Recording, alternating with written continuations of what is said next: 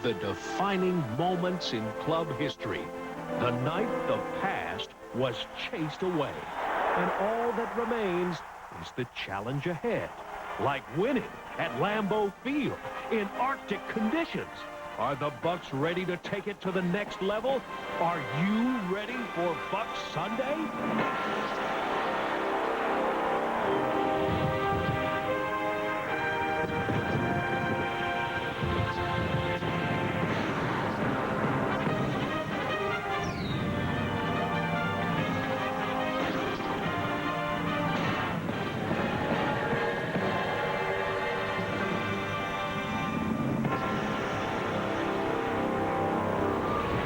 So much snow fell in Green Bay this week that the Packers put out the call for season ticket holders to volunteer to help shovel out Lambeau Field. Game time temperature this morning is a balmy 12 degrees.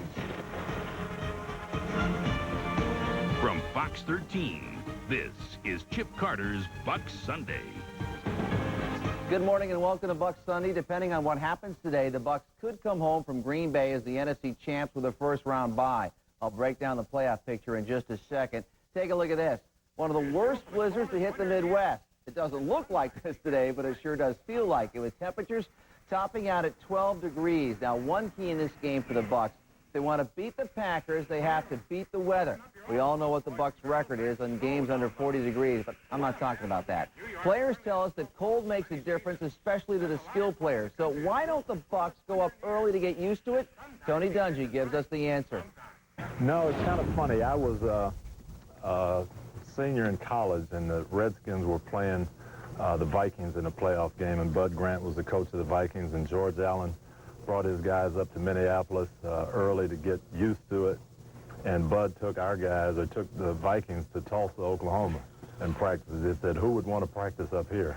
And it's the same thing. I mean, Green Bay practices inside, so, you know, to go up there and just practice being out in the cold, it's not really a physical thing. It's a mental thing when you go in the cold, and we just got to go up there and play and perform. All right, so here is the playoff picture. For the Bucs to win the Central, they have to beat the Packers. The Colts have to beat the Vikings. Now, the Bucs could get a first-round bye if they beat the Packers, the Colts beat the Vikings, and the Rams beat the Saints. The Bucs host a playoff game if they beat the Packers, the Colts beat the Vikings, the Saints beat the Rams, and the Eagles beat the Vikings. And actually, Kevin, when you look at it, there are about 8 more combinations up in the air in terms of where the Bucs may end up. But really, the bottom line is the Bucs are on the road, and they're in a wild card game if they don't beat the Packers. They're in a wild card game if they don't beat the Packers. But they'd like to get that and make the path a lot easier. Just bring it on back here to Raymond James Stadium. Well, the Bucs are on a roll right now, and some people may not have realized this, but Tampa Bay has quietly reeled off 7 victories in their last 8 games, and they are now going into Green Bay riding an emotional high after their 38-35 Monday night upset of the St. Louis Rams. But their focus now targets an even bigger task. Play with energy, man. Play with energy. And above all, man, let's go have some fun. Fuckers, hang around, all right? The playoff pressure is off. The Bucs now turn their attention to beating the Packers and keeping their hopes alive for their 2nd consecutive division title. This is a new challenge and even a bigger game for us. It has a lot of ramifications in terms of us possibly being able to take our division again, and if not that, we're fighting for home field for at least a game, and you know, that's important to us. Well, the Bucs aren't in full control of who they'll play in the postseason. To achieve their best playoff case scenario, the Bucs must beat the Packers for the 2nd time this season. And there's a little extra motivation, courtesy of Leroy Butler's post-game comments after Game 1. A Super Bowl type thing? No. You know, I've been around a long time, and I know what a Super Bowl... When you say Super Bowl, that's like the ultimate compliment. And I don't think that, you know, that we're just going to surrender that to them. And I don't think no one in our division is going to surrender that to them. A lot of people didn't feel that way when we was 3 and 4. So, you know, it goes along with all the other comments people make in the trash. The Bucs are going to have some major obstacles to deal with in Green Bay, a place they've not won since 1989. We all know the Bucs' record in cold weather games under 40 degrees. They're 0-18. Well, it's expected to be very cold, in the teens, with a possibility of snow. While on the other side of the ball, Brett Favre, he thrives in those conditions. He's a perfect 26-0 when the temperature drops below 34. They're going to be just as cold as we are. I mean, I don't care how many cold games you play in, you're going to be just as cold as anybody else when you step on the field. So you really can't worry about the weather. You just got to worry about going out there and play well to win. The colder it gets, the tougher it gets, no doubt about it. But it gets tougher for both teams, and as good as Brett Favre is in that weather, it gets tougher for him to throw in exceptional cold. So it's, you know, both teams are going to be affected the same way, and you got to go up there and play and have it in your mind that you're going up to win, not to stay warm, because you aren't going to stay warm. But if the Bucs win, it's certain to be a warm and sweaty flight back to Tampa as the Bucs anxiously await the final results of the Minnesota Vikings and Indianapolis Colts 4 o'clock game. And for all you Buc fans who want to welcome the team back to One Buc Place, they'll be back about 8 o'clock on Sunday night, and I know the fans or the Bucs would like to see that big crowd out there again. Oh, yeah, that'll be a wild gathering, just like it was last year after the Chicago game. That's it. Now, from the top with Rich McKay. All right, we are back with Buccaneer GM Rich McKay. First off, happy holidays. I know you got a good gift early, team making the playoffs. It's a game that I think people are going to remember in Buccaneer history for a long time. Talk about the drive at the end. 13 plays, 80 yards, 1 minute and 34. Well, I think the interesting thing about the drive to me is, and we tend to relive this drive a lot, just talking about it in the office. The interesting thing about it is how many big plays occurred within it. A lot of times, you know, in these drives, it's really one big play. You make a play and there's a 60-yard gain, and then you kind of whittle your way. In this drive, there's 6 or 7 critical plays, this being one of them, where if we don't get it to go our way, we're in deep trouble. What are you thinking when Ward rolls the ball to King at this point? Well, yeah, I know one thing that's going through Sean's mind, because it was going through mine, is can he throw it again? Because if they called the first pass to Dunn, if you notice there, Kevin Carter is the key to the whole play. Right. When Kevin Carter decided to re-tackle Warwick Dunn for the second time, he gave us a chance. But what you're thinking is, was King going to try to throw it again? Right. There's a critical pass there because he throws it to the sidelines. If he doesn't get out of bounds, the clock keeps running. And then this one, great throw, just misses. Jack Rose makes a nice effort, really good throw, good read in the coverage. You know, but every play down here becomes critical. That was a big one because they ruled it incomplete. That made it 4th down, and this becomes a big run. Well, London Fletcher claims to be a real fast guy, and Sean basically outran him. And then you get this throw here where we're basically trying to run the wheel route. They do a nice job in coverage. This should be the throw to Riddell, which is just a fabulous catch. Is that not unbelievable? First catch for him in 4 games or something like that, isn't it? I'm happy just with the fact that he thought it was a heck of a catch. And now we're down here where we got stopped before, and I think this time we just said, we'll see if the little man can't get us in. Yeah, the little man has been definitely doing it for you. I mean, and the thing is that you knew going into the game Allstott was going to be rusty. Now Dunn, are his numbers even surprising you? I mean, when you see what he's done now in the last 4 weeks? Well, I guess they are from the way we've used him in the past, but I don't think historically you should be surprised by Warwick Dunn's numbers. I mean, Warwick Dunn is a great player that always plays great in big games. He has come up big in the last 4 or 5 weeks when we featured him. So am I surprised by Warwick Dunn's production? No, it shouldn't be. But I guess with the numbers as he's operated in our offense over the last 2 or 3 years, these numbers that he's had the last 5 weeks have been pretty impressive. All right, well, we will be back with more with Rich coming up later on Buck Sunday. Don't go away. Next up on Buck Sunday, Chris Field takes a look at the team turnaround. What do the players think are the reasons behind the surge from 3-4 to 10-5? And in our series Before They Were Bucks, we give you an inside look at the streets where Keyshawn Johnson not only grew up, but honed his personality and image. Next on Buck Sunday. Chip Carter's Buck Sunday is sponsored by Chrysler. Dungy says the Bucs have really bought into his philosophy, win in December. But as Chris Field tells us, Coach Dungy credits his latest winning stretch to veteran leadership and strong character. This game's over. You can't write a better script for a Monday night football game. After the Bucs finally beat St. Louis, Coach Tony Dungy said the biggest difference was the intangible. These guys have a lot of confidence in themselves, but that feeling on the sideline, that belief, that faith, it was really there tonight, and I think that's what carried us through. From 3-4 to the playoffs 2 seasons in a row, we believe remains the Bucs catchphrase. The road to get to this point just make it all the more gratifying that, you know, we started out 3-0 and lost 4 in a row. Then went to Chicago, gave a game away, put ourselves at 6-5, and came home and said we had to run the table to get it done. Never count us out. Never count us out. Even though you hit a slide, if we hit our stride, anything is possible. A little adversity might be good for this team. A little adversity is probably good for them. Hopefully we won't do this every year and create that much for ourselves. I really don't have the answer. We're going to research it in the offseason, what we can do to play better in October and to keep the momentum going. Adversity seems to have taught the Bucs to focus on the present. The players won't speculate too far into the future, except to say they plan to enjoy the plane ride home from Green Bay. Everything's on the line right here. And, you know, we got so many possibilities if we win, and we got only one possibility if we lose. I'm not too keen on plane rides anyway, but the one thing I know we can do is to go up there and win the game, and then we won't have to worry about it.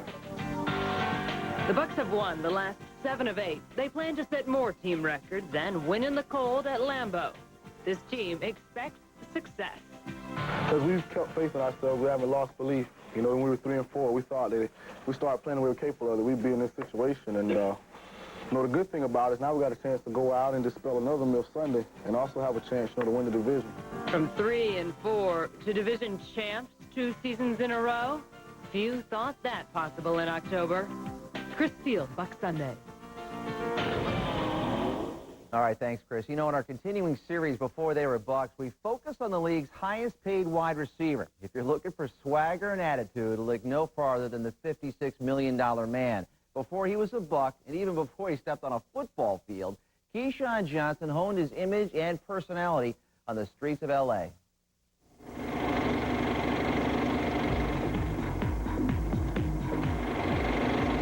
I'm a win-now person and want to win. He's a one-man Hollywood premiere, the center ring in the greatest talk show on earth. Anytime you attack me personally, I'm going to come back and get you. That's just how I play football. In a town where image means everything, Keyshawn Johnson honed his own identity. Keyshawn's walk to fame wasn't chic or glitzy like Beverly Hills. Just a zip code away, he grew up in poverty, the way life is in South Central L.A.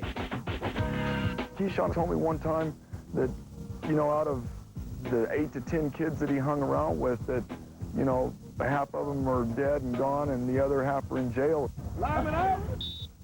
At Dorsey High School, football became Keyshawn's salvation. Good job, good job. I think he was always smart enough to know that there was a line that he could not cross and continue to play football, and I think he never really crossed that line. Fact is, the practice field kept Keyshawn and his best friend out of trouble.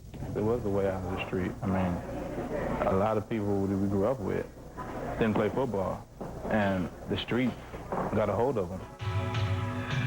The violent element of South Central almost cut Keyshawn down. He was shot in the leg, an innocent bystander in a drive-by shooting.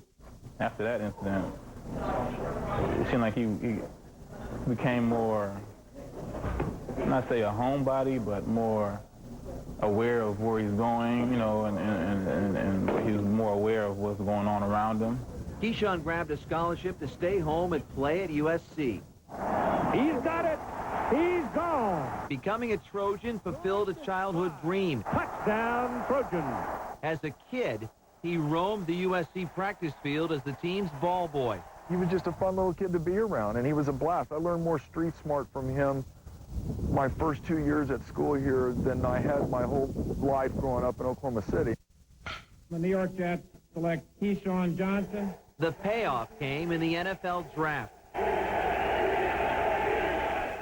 Then came a controversial rookie book. As always, Keyshawn speaking his mind.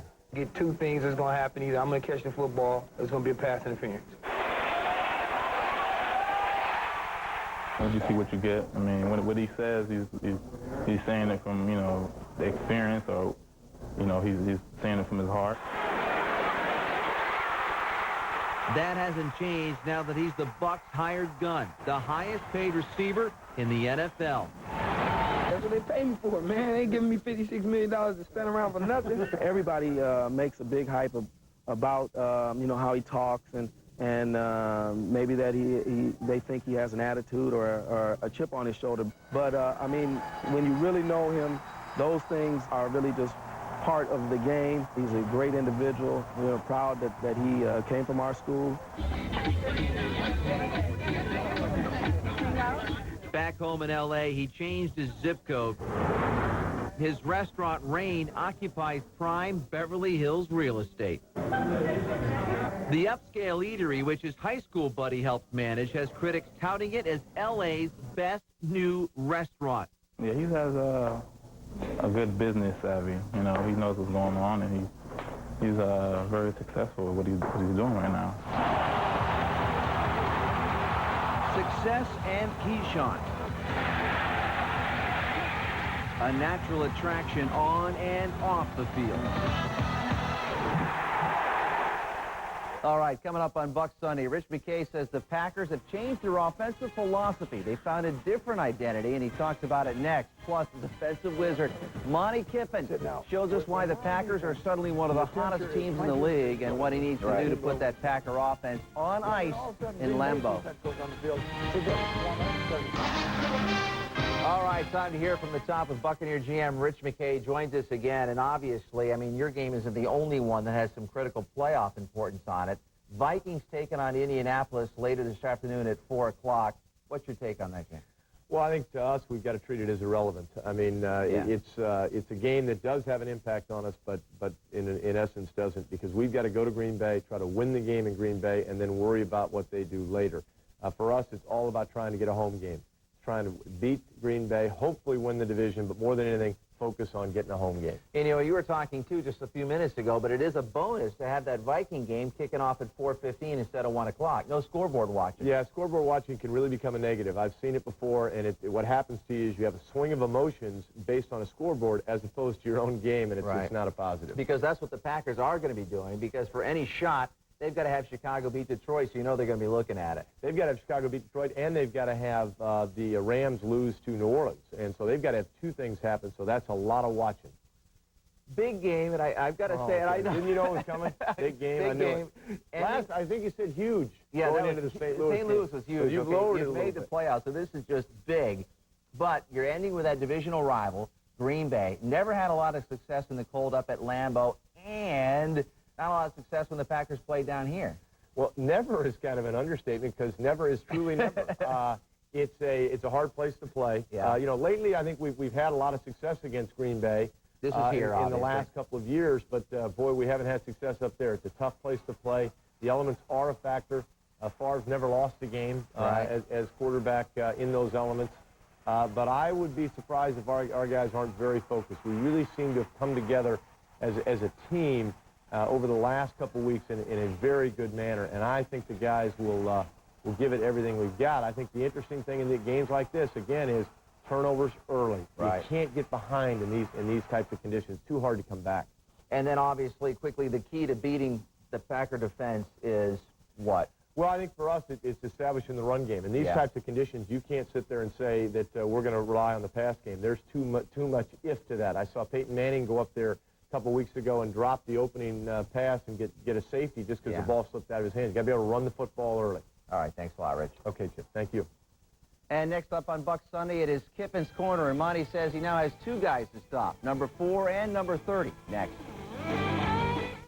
Your thankfulness, and to me it's a time to reflect, but it's also a very spiritual time with my family. My favorite thing about the holiday, I think now, is just with family, the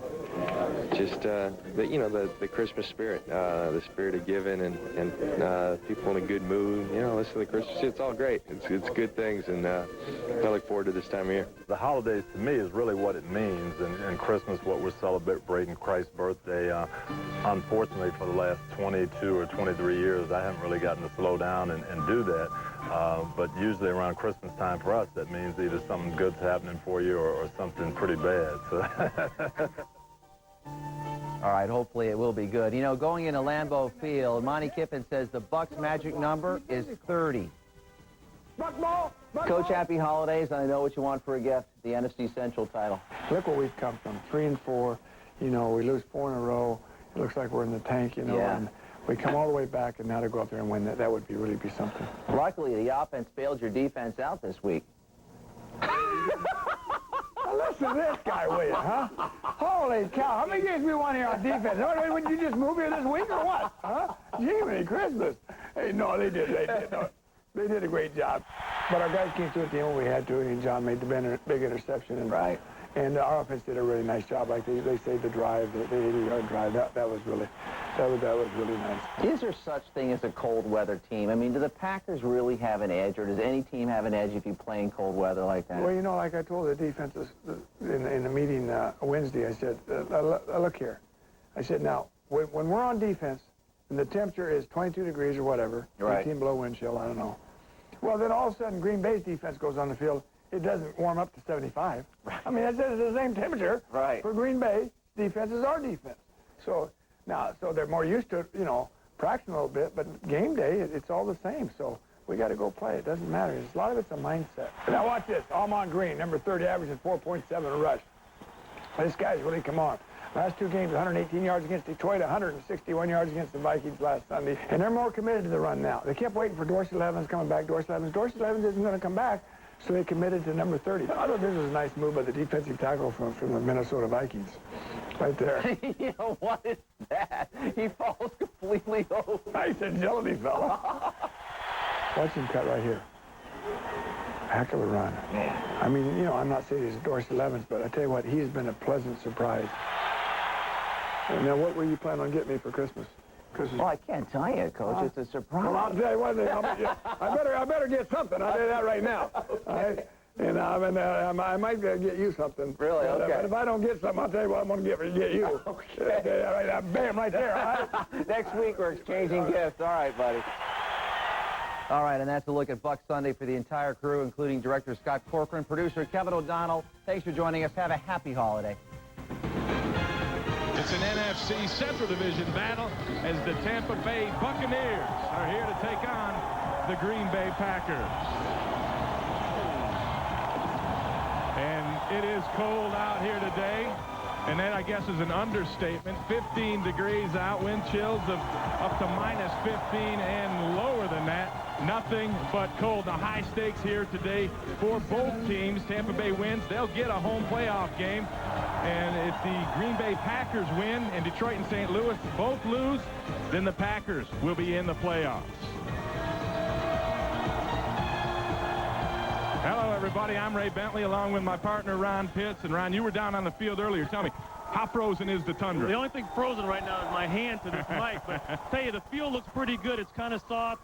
It could change, you know, as the game gets going. But 2 things you got to do in weather like this: run the football. When you throw, you got to be able to throw effectively down the middle of the field. And, of course, ball security, Ray, will be a must. Hold on to the rock.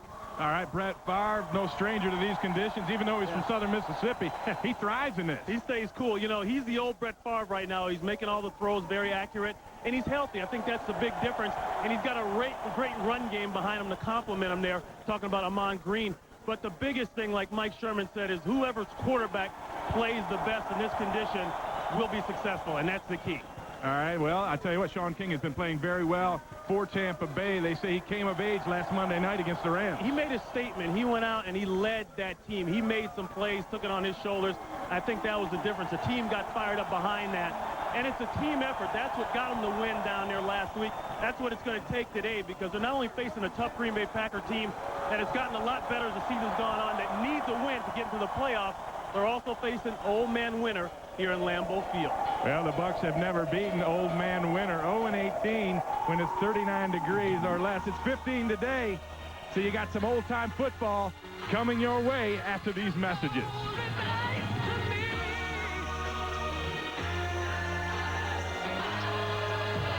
Field game temperature here, 15 degrees. It's a balmy 63 in Tampa Bay. I guess there's a warm breeze down there. A wind chill of 65 in Tampa today. At stake, the Buccaneers. They win, they'll clinch a home playoff game. And if the Saints and Vikings lose, then the Bucs win the NFC Central Division title. They'll be the #2 seed with a first-round bye. Now, for the Green Bay Packers, if they win today, they'll need a little help, but they also can get into the playoffs. They'll need losses by the Lions and the Rams. That, with a Packer win, will put the 9-7 Green Bay Packers into the playoffs. And you're right, Ray. There was a little warm front moving around down there. I was down there before the before pregame warm-ups, and a couple Buccaneers were out. And needless to say, they were quite shocked at the temperature. Well, the quarterback, Sean King, has never seen snow until the plane landed in Green Bay yesterday. Hey, anything above 0, we have to tell our fans, is a warm front in Green Bay, Wisconsin. Dramatica starts out with a line drive kick. Picked up by the wedge man, William Henderson, and Henderson is hit and knocked down at the 34-yard line. And there is a Buccaneer down on the 4 against Tampa Bay in his career. Up front, Clifton doing well, Verba, Winters, Rivera, and Tauscher. Amon Green and William Henderson in the backfield. Donald Driver gets the start today for Antonio Freeman. Schrader and Franks are the other receivers. Freeman suspended, well, not suspended yet per se, but he has been declared inactive by the Packers because he was late for a couple of meetings yesterday.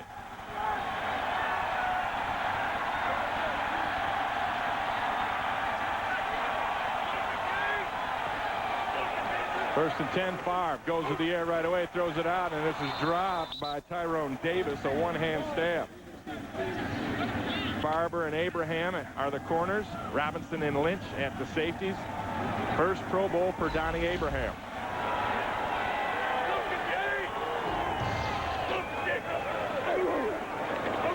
Schrader with the reception. Makes a man miss and gets the first down. It was Abraham who couldn't get him. 14 yards on the hookup. Favre to Schrader. And guys like Billy Schrader are going to have to come up big today, especially with Antonio Freeman not being in the mix. And that's one of the things that Favre was talking about to the receivers before the game. You know, he needs everybody to play well today.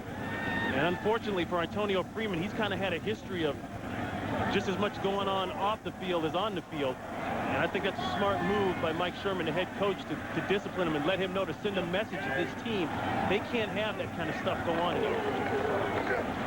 Amon Green stops, falls forward for a yard or two. And I agree with you. I think that's one thing that Mike Sherman has established for this team is the discipline and you know, just the guys doing what they're supposed to be doing. Well, that was the whole reason Mike Sherman is here in the first place. You know, last year, a lot of people felt that Ray Rhodes didn't have a grip on the discipline at all. That was one thing that bothered people.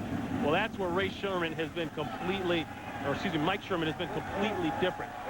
He's taken this team from minicamp on, and if there's been anything they've done, they've been disciplined. 2nd and 8. To the ground, Amon Green hitting the backfield, and he'll lose a couple on this one. That's McFarland with the penetration. We talked to some of the Bucs last night, and you know, they were all pretty starry-eyed about the weather. And it was about -1 when they flew in here, and it got a little colder. And not everybody was looking forward to coming out and playing. But I think once you get out here and you get the helmet on, both teams have something at stake. You know, for Tampa Bay, they want to try to get a playoff game at home. And for Green Bay, they flat out need the win and some help to get into the playoffs. Favre on 3rd and long. Over the middle, and it's knocked away. Nice play by Barber, breaking it up from Schrader. Nice play there, and that's key for Tampa Bay's defense. A defense that everybody knows has played outstanding football and very tough. And to get off the field in the first series, to let them know, let Green Bay know that even though you have a quarterback that we haven't had much success against, has been able to really shoot holes at people during cold weather times, that we can get off the field on the first series without a score. Bidwell comes on to punt it. Carl Williams back for the Bucs.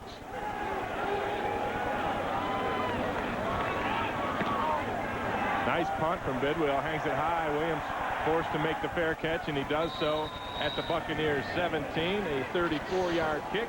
No score. Tampa Bay will get their first chance at it when we come back.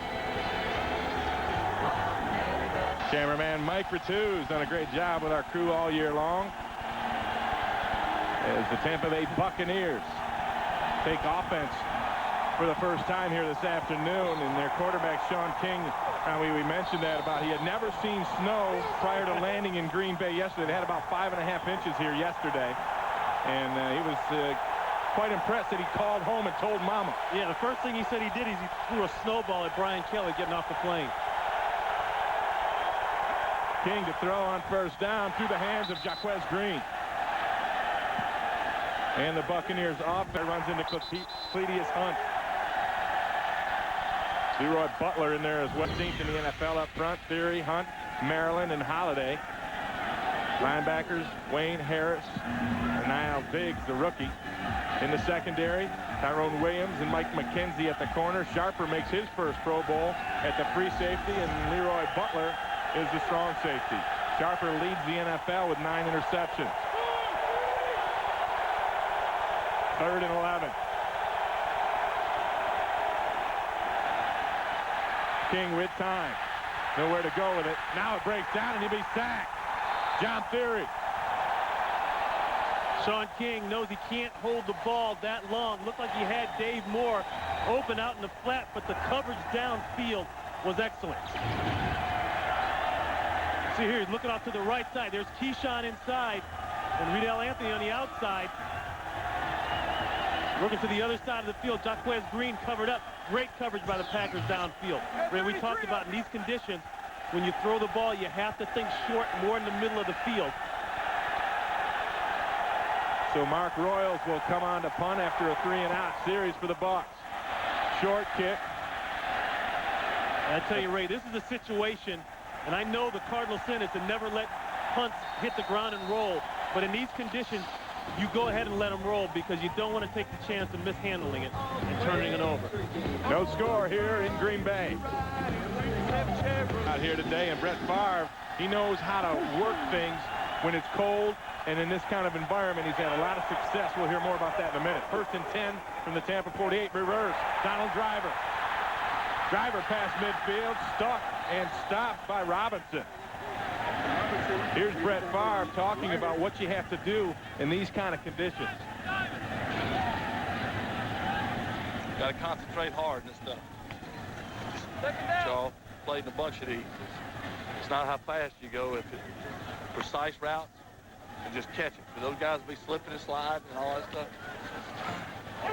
it's a chance for you to shine now. Opportunity of a lifetime. Hey, work on your footing, see? It's not about how fast, it's about how precise now. Keep them shoulders over your feet. Favre would know he's 26-0 in these conditions. Under 34 less, and Damian Robinson knocks it away. And right now, let's go find out what's going on with Detroit and Chicago. Here's JB. Ray and Ron, you know all too well, Detroit wins, and they're in. This is Jason Hanson with a 41-yarder, hits the right upright, but it bounces on through. Detroit nursing a 3-point lead over Chicago. Back to Ray Bentley and Ron Pitts. Thank you, JB. And you see the playoff scenario. That's why we're looking at that game closely. The Packers need a win and losses by Detroit and St. Louis to clinch a playoff spot. And right now, it doesn't look too good for them, but it's early on. We'll keep you up to date throughout the day. You can see what happens in this weather when you try to throw one to the perimeter deep. Kind of sailed them far. Ahman Green breaks a tackle, gets very close to the first down. Ahanatu couldn't quite get him at the first try and got him the second try. And, you know, Favre, you hear him talking there, and he's talking about going down the field with his receivers and just being under control. When the field is slick and it's icy, you don't have to be fast. You're not going to be as fast as you normally are. You have to be under control, precise in your cuts and your breaks. He said the best he's ever seen at that was Sterling Sharp. Sterling Sharp would almost be slow coming off the line, but he was always in control, and that's the key. Also catching the ball today, Ray. You know, talking to Keyshawn Johnson before the game, we look at this. First down, just made it. Green Bay. Talking to Keyshawn Johnson before the game, he said, I told Sean King, I played in this weather before. Throw me the ball so I can catch it with my body, not my hand. Don't give me anything I got to try to hand catch, because catching a ball in this kind of weather, it's like catching bricks out of the sky. The other thing Favre said, too, as part of that, is he may hold the ball an extra tick to make sure that receiver gets out of that break and doesn't slip down. 1st and 10. They faked the reverse this time, and Green gets stuffed at the line, ran into Warren Sapp first. Hey, well, if Green Bay's going to have any success today, it's going to rely on their ability to run the football. That's what's helped them the past couple weeks. And that guy right there, Ahman Green, has been the difference. He's allowed Brett Favre to get comfortable, to take some pressure off him, not feel like he's got to do it all by himself. But if you're going to get that guy going, you better get number 99 on the other side of the ball, Warren Sapp, blocked. Along with the rest of that front four, McFarland, Ahanitu, and Jones. They make this defense go. 2nd and 11. They go to the ground again with Green. And Green gets collared by Ahanitu. And now he's thrown for a loss. Hey, nobody told those guys about the cold weather. And I just got through saying that defensive front four makes things happen. Watch Chidi Ahanitu here. You know, it's one thing to be able to get pressure, but you got to be able to play the run as well, and that's what he does there in that play. Talking to Monty Kiffin, the defensive coordinator for the Bucs, they feel if they can shut down the run and make Brett Favre have to pass to win this game, that's in their favor. And I think it's even more in their favor with Antonio Freeman out of the mix. Not that Brett Favre can't do it, but you want to put all the pressure on one guy like that. Left tackle Chad Clifton out momentarily. Mike Wall in for him. Favre dumps it over the middle, complete to Ahman Green. Green, the leading receiver for the Packers, stopped a couple yards short of the first down. Another thing that's going to be key today for both teams, when it's time to pass, short passes across the middle of the field. Easiest throw for the quarterback. There's a little bit of wind out there, and you can see the Packers, they've got that go-for-broke attitude already.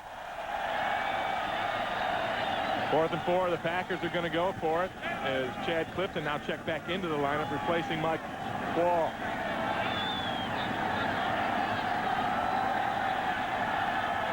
See the Packers' success on 4th down. This one a 4th and 4. Favre back to throw. Underneath, caught by Driver. First down, Green Bay. What a catch. Did you see that? Remember, Donald Driver is playing in place of Antonio Freeman that was disciplined, held out of the game. Watch him in here. Watch the way he catches this with his hand. I tell you what, that skill, in a day like today, as hard as that ball is, and Brett Favre put a little smoke on it. He put a little Cajun spice on it. He did, warmed him up. You know, sooner or later, Ray, as it gets to this time of the year, and if your team is in the playoffs or you want to be in the playoffs, your quarterback has to make plays. And Brett Favre did on that. Corner blitz comes from Favre. Favre throws behind it, complete to Wet Knight. Wet Knight picks up 5 on the play. Packers don't want to look up at that scoreboard. We showed that Chicago-Detroit game, because that does have implications for them. But they got to take care of business right here. There's the blitz. Rondé Barber probably blitzes more than he covers out there. Has been successful, but Brett Favre has been so good lately getting the ball out of his hands quick. It's hard to get to him. Barber with 5.5 sacks on the year as part of that blitz package. He's effective when he does it. 2nd and 4. Packers go to the I formation. Henderson and Green in the backfield. Schrader in motion. A slant to Driver. Can't hold on to this one. John Lynch broke it up. Yeah, that's got to be a bad feeling to coming across that middle, see the ball coming, and also see number 47 coming at you. As John Lynch brings a load. This is just a slant route, something that's been in this Packer offense for a long time. Thrown a little bit behind him, and Yeah, Lynch delivered the blow, didn't he? Lynch dropped Donald Driver's body temperature a few degrees on that hit. 10th play of the drive for the Packers. 3rd and 4 at the Bucs 13. Favre out of the shotgun. Throws it to a wide open Driver. First down. Driver down to the 3.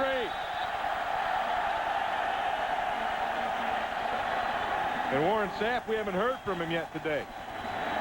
Well, we talked about Brett getting the ball out fast, but you got to take care of Warren Sapp first of all. Now, there he is, 99. And they just block him there. They start off with a single, but they got help by the center. Frank Winters comes over to get a chip on him. But Brett Favre is going to get the ball out. Donald Driver is making a statement.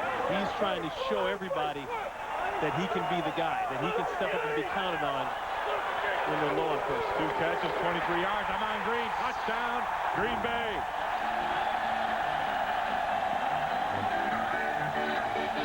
Hey, this is just blocking here.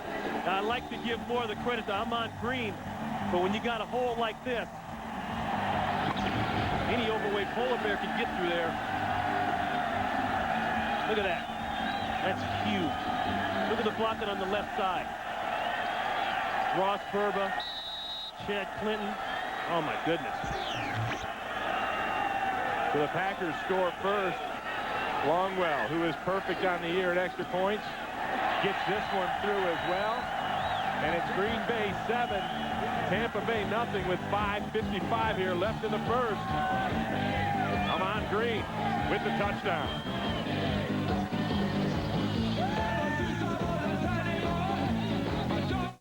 A jacket, full headgear, hands in the pockets. And Brett Favre, who says he never wears a jacket or goes and sits on the heated bench during the game because, you know, he's outside, he's going to play outside. He says you just keep getting cold if you get warm and cold, warm and cold. The thing you got to remember is that you're not out here to be warm. You're out here to play football and win a game. Here goes Carl Williams. Williams with a nice return. Brings it back 25 yards. Gives Tampa Bay excellent field position as they trail 7-0 in the Packer 11-play scoring drive. Night. And the Tampa Bay Buccaneers have had very little luck here at Lambeau. 0-6 all-time against the Packers when the temperature is below 40. 15 today here. Last win in Wisconsin back in 1989. Ron Pitts was still in short pants back then. First and 10 from the 42. Warwick Dunn makes a man miss and then runs right into Mike McKenzie. Let's go see what's going on with Detroit and Chicago. Here's JB.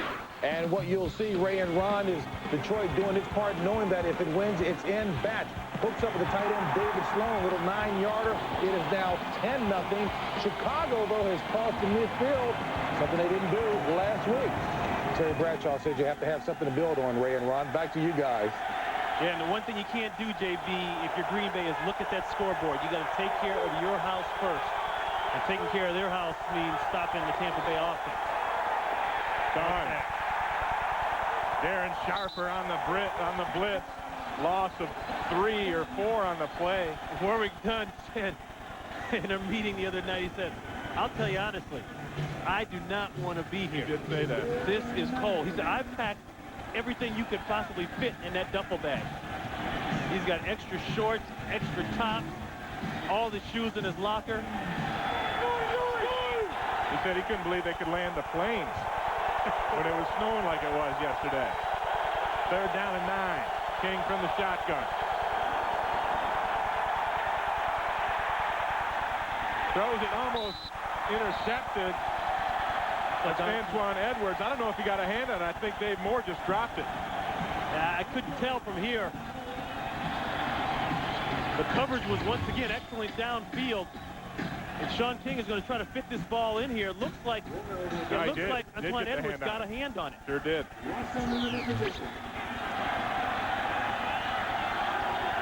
So Tampa Bay will have to punt it away again. Their second consecutive 3-and-out series to start the game. And Royals hits a nice high kick. Good adjustment. Allen Rossum makes the fair catch, a 41-yard kick. And the Packers have the 7-0 lead and the football. Of the quarterback helmet makes maybe the electronics froze up. Yeah. I tell you what, there's nothing worse than putting on a cold helmet. Oh, it's like twisting a vice grip around your head. Rip your ears right off. Put that thing back in that trunk, close the trunk, and put some of those heating pads in there. Packers start 1st and 10 at their own 17. Spread it out, 3 wide receivers. Favre in the shotgun.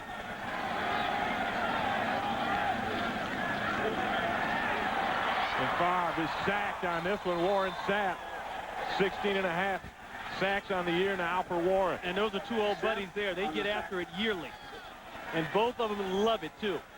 And we just talked about the last series. Warren Sapp is a guy you have to control somehow. Look how quick he is with his hands. He just beats Rivera to the outside and works back inside. A huge series, I think, for Tampa Bay's defense because they're down 7-0. They go down and let Green Bay get another score here with the way the offense has been able to run the ball and this weather. That could be a huge downer for them. Favre, broken play. And Favre gets it outside, gets some room, and gets up to the 15-yard line. He'd get 12 on the play. And that's why you got to have a quarterback who's an athlete and can ad-lib and do things like that. This thing is supposed to go this side. It's like Favre went the wrong way. Yeah, what do you say? When the MVP from past years goes one way and everybody else goes the other, who's wrong? Yeah. Favre found another gear in the cold weather here.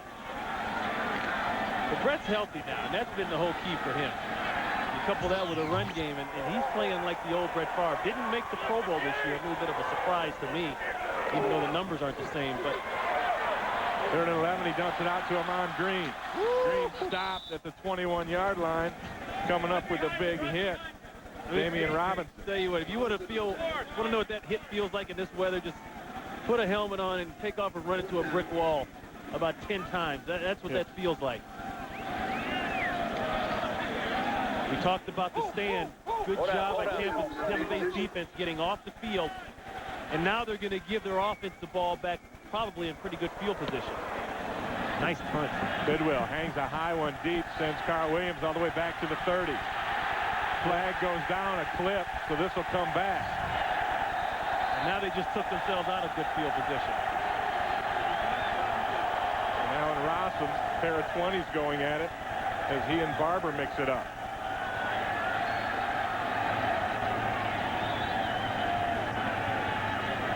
But K.D. Williams got flipped trying to make that play. The illegal block.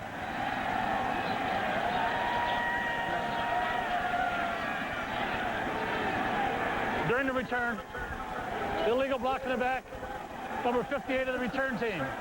10-yard penalty. First down. Ron Winter is our referee today. That's Don Davis there. He got the clip, and that's a good call. Anytime you can read the guy's name, don't hit him.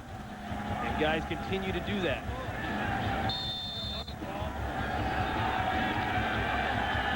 So Tampa Bay takes over, 1st and 10 at their own 21. They've got -9 yards in total offense in their first 2 drives. Johnson in motion. King throws the slant to Keyshawn, caught near the first down. Right now, let's go back to Los Angeles and find out what's going on with J.B. Ray and Ron, Chicago is going to do its best to play spoiler, not giving up here as Paul Ettinger bangs home this 37-yard field goal to narrow the Lions' lead to 7. It is now 10-3 Lions. That in the second. Back to Ray Bentley and Ron Pitts. Boy, they had a lot of stuff going on in Chicago this week. The whole team got together and pretty much said that they didn't want Kane McNown to start. Issues in that team right now. Johnson got the yardage needed for the first down. It's 1st and 10. King to the air again. High over the middle, incomplete. Green couldn't hang on to that one. Did you see the way King threw that first ball to Keyshawn Johnson? Before the game, we were saying Keyshawn told Sean, throw me the ball so I can catch it with my body in this kind of condition. That ball right there was a stretch-out ball, a layout ball. That's the hardest catch you can ask a receiver to make when the weather's in the teeth.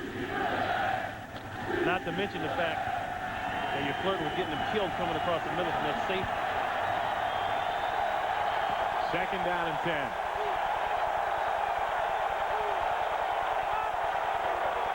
They go to the ground, Warwick Dunn. Dunn keeps it alive for 5 yards. And that's what's going to have to improve, Ray, the Bucs run game. And that was the difference last week against the St. Louis Rams. Warwick Dunn was able to rip off some long runs and kept his team out of these 3rd and long situations. And it made things easier on Sean King. But they've been shut down in the run game, and it forces these 3rd and 7, 3rd and long, where they have to put the ball in the air. Dunn coming off his best game as a pro. 3 touchdowns, 22 carries, 145 yards on that Monday night win over the Rams. 3rd down and 7. King underneath, caught, incomplete. Riddell Anthony gets the first down. That's a nice pitch and catch there. Riddell Anthony made some big plays the last couple of weeks there. And we talk about throws down the middle of the field, the easiest throw for Sean King to make. Give him a clear line of vision, go right down through here.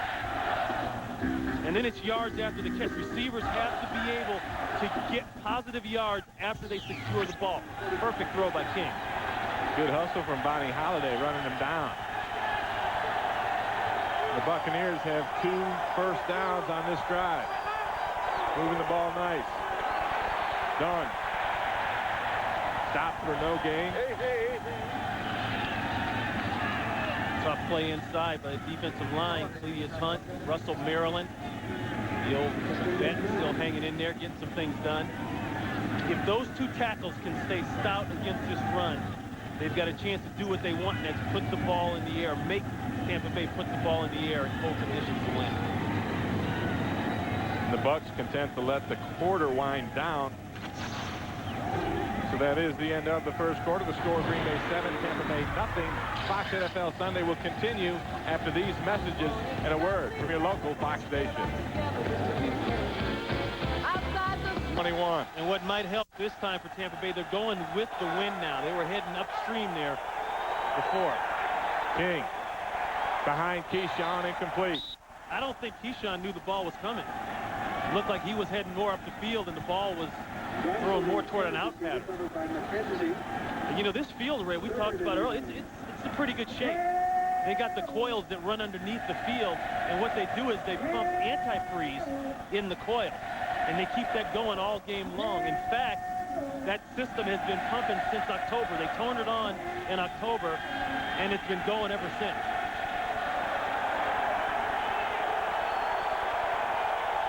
Third down and 9. King throws it outside. Complete to Dunn. Dunn pushed out of bounds, short of the first down. The Buccaneers will have to punt it away. They did get a little field position.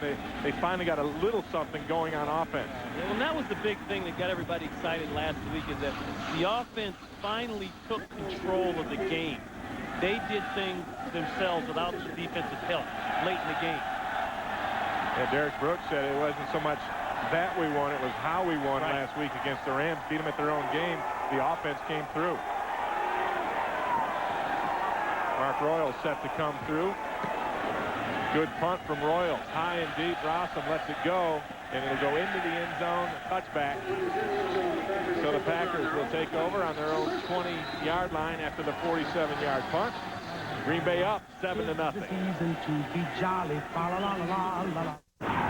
Catching the game before he gets on the road tonight. What was that guy next to him doing? He was bareback Jack. Well, yeah, this boy here has definitely had a couple tequila shots. Anything to stay warm. How about putting a shirt on? I think you got that He's one. hot. First and 10, Green Bay. Favre to the air again. Deep one. Looks deep. Driver broken up. Nice defensive recovery by Abraham. That's great coverage by Donnie Abraham. Here's a guy, 7 interceptions this year, leads the team. He had 7 last year and didn't go to the Pro Bowl. Well, the ball's thrown a little backwards, a little behind him. But that's still a nice job. One of the things it's hard to do as a defensive back, because I played here in these conditions, Ray, it's hard to go deep.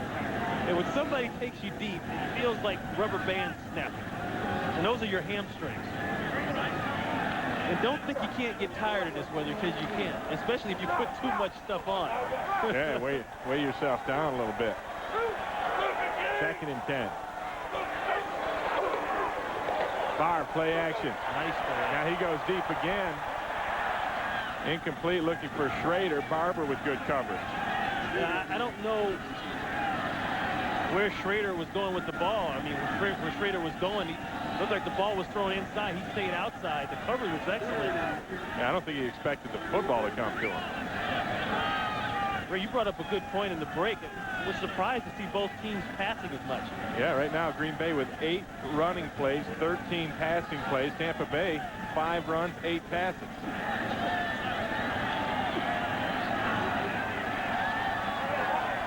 Third down and 10. Favre with 4 wide receivers. Dumps it to Green underneath, and Amon Green picks up the first down. Amon Green has been so effective as a check-down receiver for Brett Favre. Yeah, Amon Green has been one of the guys that's come on since Dorsey Levens has been out of the mix. And if he's going to replace Dorsey, he's got to do two things: run and be able to catch out of the backfield, and that's what he does. Next thing I like about this kid is he stays low when he's running. He runs what they call behind your pass. It gives you good leverage and gives you good drive through tackles.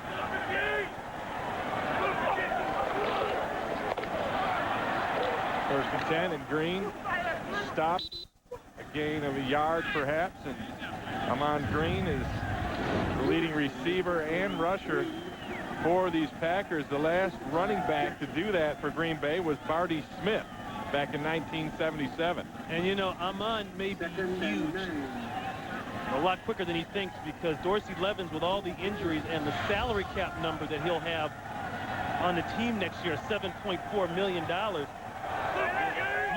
he may not be here. Favre tucks it away and just laterals it up front, caught by Green, and Green gets it up to the 39-yard line. There's a lot of speculation that Dorsey may be asked to move on. He hasn't been healthy. They haven't really been able to count on him. And in the meantime, Amon Green has stepped up. And all it takes in this business, once you hit 30, or your cap number gets too high, or you start to get injured, they're looking to replace you, especially if they got a guy who's doing just as good a job as you are. 4 degrees Fahrenheit.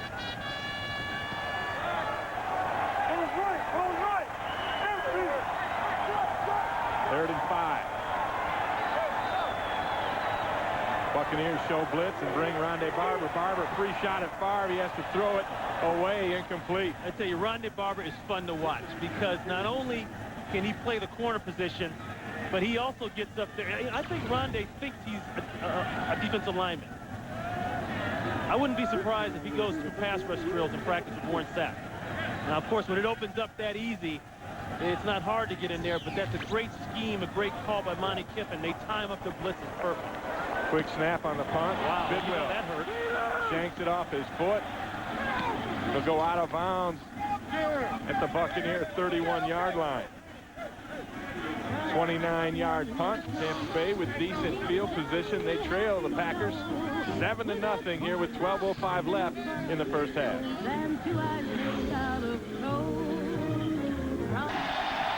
Jamie and Rich Robinson just killing it. I mean, they're about to tear his jersey off. Poor guy. There's no love here. Not at these temperatures. First and 10 from their own 31. Don King on play action. Throws it outside, caught. And that is a good catch by Jaquez Green for 14 yards. Coming up next, it's the second part of our Fox NFL doubleheader. Vikings looking to wrap up that NFC Central and some home field advantage against the Colts, also the Panthers and Raiders. Here's what's at stake. The Vikings win. They clinch the NFC Central and that number 2 seed in the first round bye. The Colts, they need a win and some help. The Raiders looking to clinch the AFC West. They need to win. Wow. That's a great run by Warwick Dunn. Staying alive, picks up 8. You know, it's amazing to hear people at one point say that Warwick Dunn wasn't the guy to run in this offense, that he couldn't run outside or run inside. He wasn't tough enough. He wasn't big enough. Let me tell you something. Warwick Dunn has meant everything to this offense, and he's the reason they were able to beat the Rams last week, because of moves like that. He gets through things. He's got that stop and start acceleration that you just don't see. The last guy I saw had that was Barry Sanders. I think he accelerates better than Barry does. I think he does too. All stop. He's jammed up. John Theory makes the tackle. It'll be very close to the first down. And you know, this team is going to have a little bit of a decision to make at some point in time on who's going to be the guy at running back. I don't know if that platoon running back stuff works. I don't think it does. And you see what happened once Allstott got hurt. Not that Allstott hasn't been great for this organization. He has. But you can clearly see when Warwick Dunn is in the game, the numbers skyrocket for this team in every phase. Third down and 1. Play action from King. He's got time, but nobody's open. And now he shoots it for more along the sidelines, incomplete. Moore's got to catch that ball. Now Diggs got there. You can't ask Sean King to throw a ball in sub-zero temperature any better than that. That ball's on the money. You talk about the little things. Talk about the little things that get you out of games, that get you out of the playoffs, that get you beat. It's that right there. And Dave Moore went to Pittsburgh. He should be used to this kind of stuff. Royals punt to Rossum at the 11. Rossum gets the corner. All the way up to the 24-yard line on the return. 36-yard punt. 12 yards on the return for Rossum. Packers up 7-0. 7-0 over Tampa Bay. And check in on this playoff scenario. The Packers need this win and then losses by Detroit and St. Louis to make it. Detroit up 10-3 over Chicago. And New Orleans has come back to tie it with St. Louis 7-7. Both those games in the second quarter. Here goes Ahman Green. And let's go find out what happened in New Orleans. Here's JB. Hey, fellas, take a look at Kurt Warner, who's had an up-and-down return. This is his fourth game back. Here he throws his 8th pick. This one's to Darren Smith, who returns it 41 yards for the score, and it's all knotted at 7 apiece back in the second. 9:40 remaining in the first half of play. Back to Ray and Ron. Boy, that's going to be a tough one for the Rams to win. They're going to have to hope for that magic they almost got last week and pull it out late, because Jim has a defense. They're striking people and making big plays like that. Favre on 2nd and 5, stays on the ground, and Green very close to the first down. And see, that's what I mean, Ray, by Ahman Green. See how low he can get? He's got that ability. He's a natural knee bender. And a lot of guys are knee benders, but when they start running, they raise up. He can run low and run low fast, and it helps you break tackles. Watch how many guys miss him here. And he gets one there. Lynch comes over the top. You eluded one in the backfield. That helps you get those extra yards. I think Derek Brooks put it best. He said he does a nice job of running behind his pad. Right. 3rd and 1. Ahman Green, one of the best third down backs. Reverse Schrader. Watch Brett Favre. Favre throws a block, but Schrader is short of the first down. Robinson knocked him out. Boy, this defense can run, man. I tell you, they got speed everywhere. They're young, they're fast. Anytime you can run a reverse and this many white shirts, look at these guys coming. They still get to the ball. Damian Robinson thought he came from the safety position and brought icebergs. Favre cuts down Don Davis here with a nice roll block. Somebody should have cut down Robinson because he laid Schrader out. Good punt this time from Bidwell. Fair catch. Called for and made by Williams at the 23, but there is a flag down.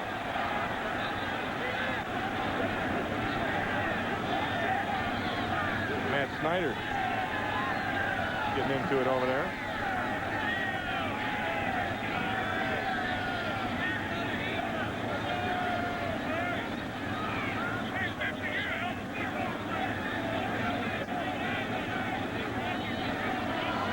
Ron Winter will tell us what's going on. Ineligible man downfield on the kicking team. A 5-yard penalty. Number 96 was downfield.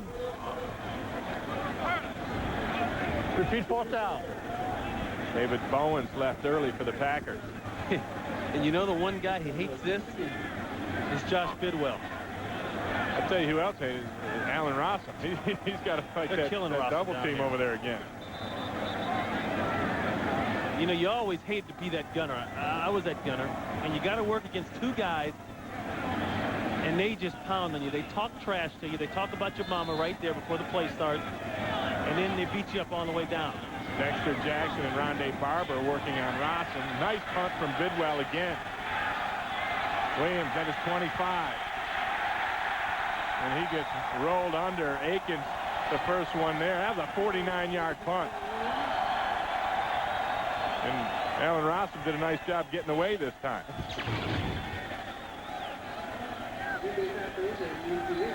See, I think he did it. What you have to do, and you've done this, you just attack one man, beat one guy, and then try to outrun the other one. I know. That's what they told me my rookie year when I lined up on Hanford Dixon and Frank Minifield for the Cleveland Browns. I don't think I got 6 yards down the field when the referee was calling for the timeout. So needless to say, I didn't last on that team very long. First and 10, King hands it off toward Dunn. Dunn picks up 8 yards off the left side. Brought down by Nate Wayne. We were talking about Warwick Dunn, all the things he can do for you. And to me, he's just a guy that whatever you need done, he can get it done. If you need it caught, he can catch it. If you need it run, he can run it. He hangs in there pretty good as a blocker, and these numbers show that. Well, I think that what these numbers really reflect is the opportunities that Dunn has been getting these last 4 games when Allstott got hurt. Yeah. Look at the production he's come up with. Yeah, I asked him last night, what's different? What are you doing different? I'm not doing anything different. I'm just getting a chance to be the guy. Dunn stopped in the backfield. Big defensive play from Billy Lyon. Yeah, this cold weather thing is really mental because you can sit here and talk about it, and you know you can pack stuff and you can get ready for it. But when you look up at that scoreboard, if you're behind and you're getting beat up, it's going to get a lot colder than it is. And if you're ahead, you're feeling a lot better about how things are going. Like Green Bay, I noticed, came out here pretty fired up about the weather, but that tailed off a little bit. 3rd and 2. King throws it high, incomplete. Yeah, that one sailed on him. Trying to hit his tight end, Dave Moore, and threw it over his head. And King is trying to keep the ball short. He's trying to keep the ball pretty much in the middle of the field, trying to make those high percentage throws. You know, sometimes, Ray, it gets so cold down there, you can't even feel the laces on the ball. You get a lot of quarterbacks complaining of that. That's why Brett Favre said, I got to try to hold the ball more so I can feel the ball, get it in my hands, and get my bearings before I let it go. On a 4th and 2, Royals comes on to punt again. This one a line drive kick low, and Robson bobbles it, and then falls on it at the 30-yard line. Oh, he got lucky. Right there on the spot was Nate Webster, but there is a flag down.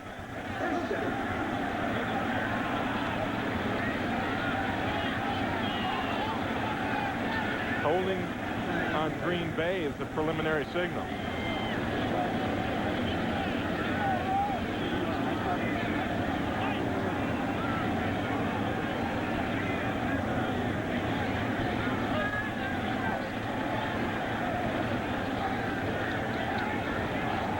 Holding.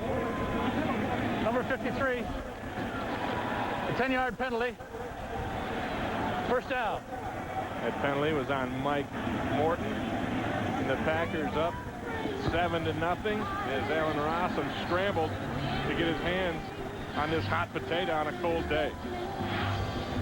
Beautiful shot. 8 Pacific, only on Fox. Look forward to that one. 1st and 10 from the 20, Green Bay. 94 total yards on the day for the Pack. Favre goes to the air. Throws the fade up deep to Schrader. He catches it, but he's out of bounds. You know, one of the things Brett Favre has been doing this year on the deep balls is throwing them high and to a point toward the middle of the field. They even put out a red stripe in practice that they just try to throw the ball on that stripe. Here they're trying to work the sidelines, and they just get too much. Actually, a nice job there by Abraham using the sideline as your help. He pushes Schrader to the sideline, knowing he's got another guy up. That's your defender. That's an extra linebacker or defensive back over there. 2nd and 10. Favre 8 of 16 for 76 yards. Now he goes down the sidelines looking for Lee, and this one's incomplete. Boy, the ball, Lee, and Robinson all got there right about the same time. I'm still surprised how much they're throwing the ball. And Robinson, I thought he was going to intercept it. Everybody got there at the same point. And Robinson was trying to go for it. You see the way the weather affects the throw. It's either you're too far out of bounds, or it's underthrown, or it's overthrown. It's hard to get a grip on the ball and get a good throw on the ball when you can't feel the ball. And you know, see Favre, he doesn't wear gloves. He just puts his hand in those Right. Those pockets, he's got 2 or 3 of them. He's got a bunch of pockets to keep him warm. 3rd and 10. Favre sets up the screen. Ahman Green. Green cuts back and runs right into the linebackers, Nate Webster and Jamie Duncan.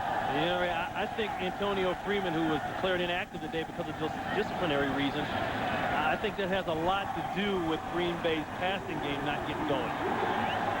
They started off in the first quarter there and went down the field, not running the ball much, but they haven't been able to do much lately. And this Tampa Bay defense just starting to pick up a little steam. You can feel that. Yeah, Donald Driver made 2 catches in that first drive and hasn't had one since, as Bidwell's punt takes a nice Packer roll down to the 35-yard line. That's where Tampa Bay will take over, a 40-yard punt. Yeah, we're talking about Brett Favre in those pockets. Well, another trick he uses, these little hand warmers. You rip the thing out like so. Right. Take out the goodie. You peel it, and then you stick it to wherever you want to stick it. And I got one on my foot, and I'll tell you right now, it hasn't done a darn thing. My feet are freezing. Yeah, I've got them on my feet too. You throw it out. Throw it out because I don't know. I think I put them on too late. My feet were already numb when I put them on, so I don't know if they're working or not. Well, I didn't want to put it on in the hotel room because then you walk around with a hot foot. Yeah, they're being used. It's a good thing we're not playing, huh? Yeah. We have issues. Been through this. Like to be up here. 7-0 Packers. King complete to Keyshawn Johnson for 6 yards. And you see, Sean now, he does the same thing. You got to get those hands out of that weather, out of that cold as soon as you're done using them. Now, he won't bring those hands out of there until he's got to go into the center. You see he's trying to get signals there, but they go right back in there. You talk about the elements and exposure to skin.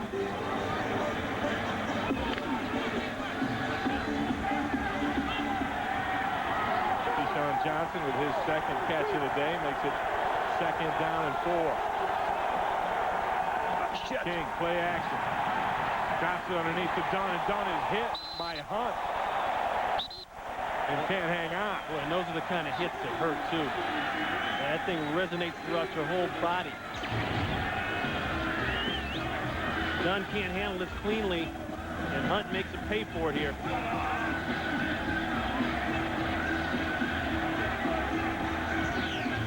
Here's the first 5 possessions for the Buccaneers, and they're giving Mark Royals a workout. He's the punter.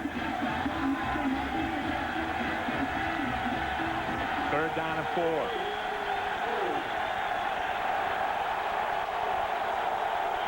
John King, 5 of 12 for 47 yards through the air. This one's caught by Keyshawn Johnson for a 1st down. That's up to the Packer 46. That's a perfect example of how to make a throw in this weather. See, King let that ball go. He put some heat on it, and he put it right in Keyshawn's chest. Watch where this ball ends up. It's a middle-of-the-field throw. We talked about that. And the ball's there now. And there's still, even Keyshawn does a nice job of catching it with his hand. Remember Keyshawn played, in New York. The Jets. Right, he spent some time there. And he was a little concerned that with all the Florida guys they had on the team, they were a little over-concerned about the weather and not so concerned about just going out and playing football. King rolling to his left, tucks it down, and he'll be run out of bounds by Lyons. Ray, I think one of the bravest guys in this stadium, we got a guy on top of the roof, what we call our slash camera. He's in a little booth up there. Somebody ought to send him up a hot cappuccino, man, because there's a guy in there. There's one of our guys in there. So Trent Windorski, he's in there, yeah. See him waving the hand. He's all right. Oh, look, Trent's got the Santa hat on. Trent, give us a thumbs up if you're still alive in there. Do you need water? Supplies? Yeah, send heat. We'll airlift some up to you. 2nd and 9. King. That ball comes out. It's loose, and now it's recovered by Tampa Bay. I think it was a fumble, and I think that's what it's called on the field. And now Tampa Bay would like that for that to be an incomplete pass because that would affect the spot of the ball. And that's what the call is now from Ron Winter, incomplete. David Bowen with the pressure. If his arm is going forward when it comes out, it's an incomplete pass. I don't know. I don't know. I think he lost that one on the backswing. I think it's simultaneous. I think that ball comes out. Here's the thing, though. The ball goes backwards, so it's a lateral. It's not incomplete. It's a lateral. It should be a live ball. But Tampa Bay recovered, so no challenge. 3rd and 9. One hopper incomplete to Green. You know, neither team has really been able to find one thing that they do well, that they're comfortable with doing in these conditions. Green Bay really hasn't been able to run the ball. Tampa Bay hasn't been able to really run the ball. They both flirted with passing. They get one here, but then can't hit another one. The team that can do that is going to be the team that has success today. 6th drive, 6th punt for Tampa Bay. And Royals hits a beauty, hangs it high, and Rossum let it bounce, and it rolls into the end zone. Touchback. 45-yard punt, but a net of 25. And Tony Dungy, we talked to Tony last night, and he said, "You'll know how cold it is on the field by what I wear on my head." Yeah. If I just wear the ball cap, it's not that bad of a day. Right. Well, he's got the baseball. He said, if I wear the baseball cap, I'm not that cold, and it's all right. But if I go to the skull cap, then you know it's cold. I tell you what, his right ear is going to be cold. I'm going to keep an eye on him, see if he switches that headset over to the other ear to keep that other ear warm. Or gets that dual headset Motorola going with the ear pads, the built-in foam ear pads.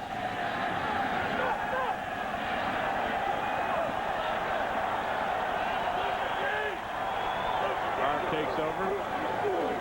Hands off to Amon Green, and Green is stopped for no gain.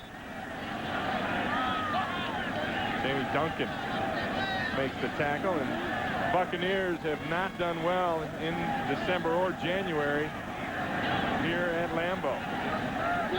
Yeah, but they're going to have to be good in weather like this because they may have to go to it with the teams that are in the playoffs this year. So the Giants have the home field advantage throughout, and that's going to be a formidable place to go in and get something done. And they may, the road to the Super Bowl may well be going through the Meadowlands. Absolutely.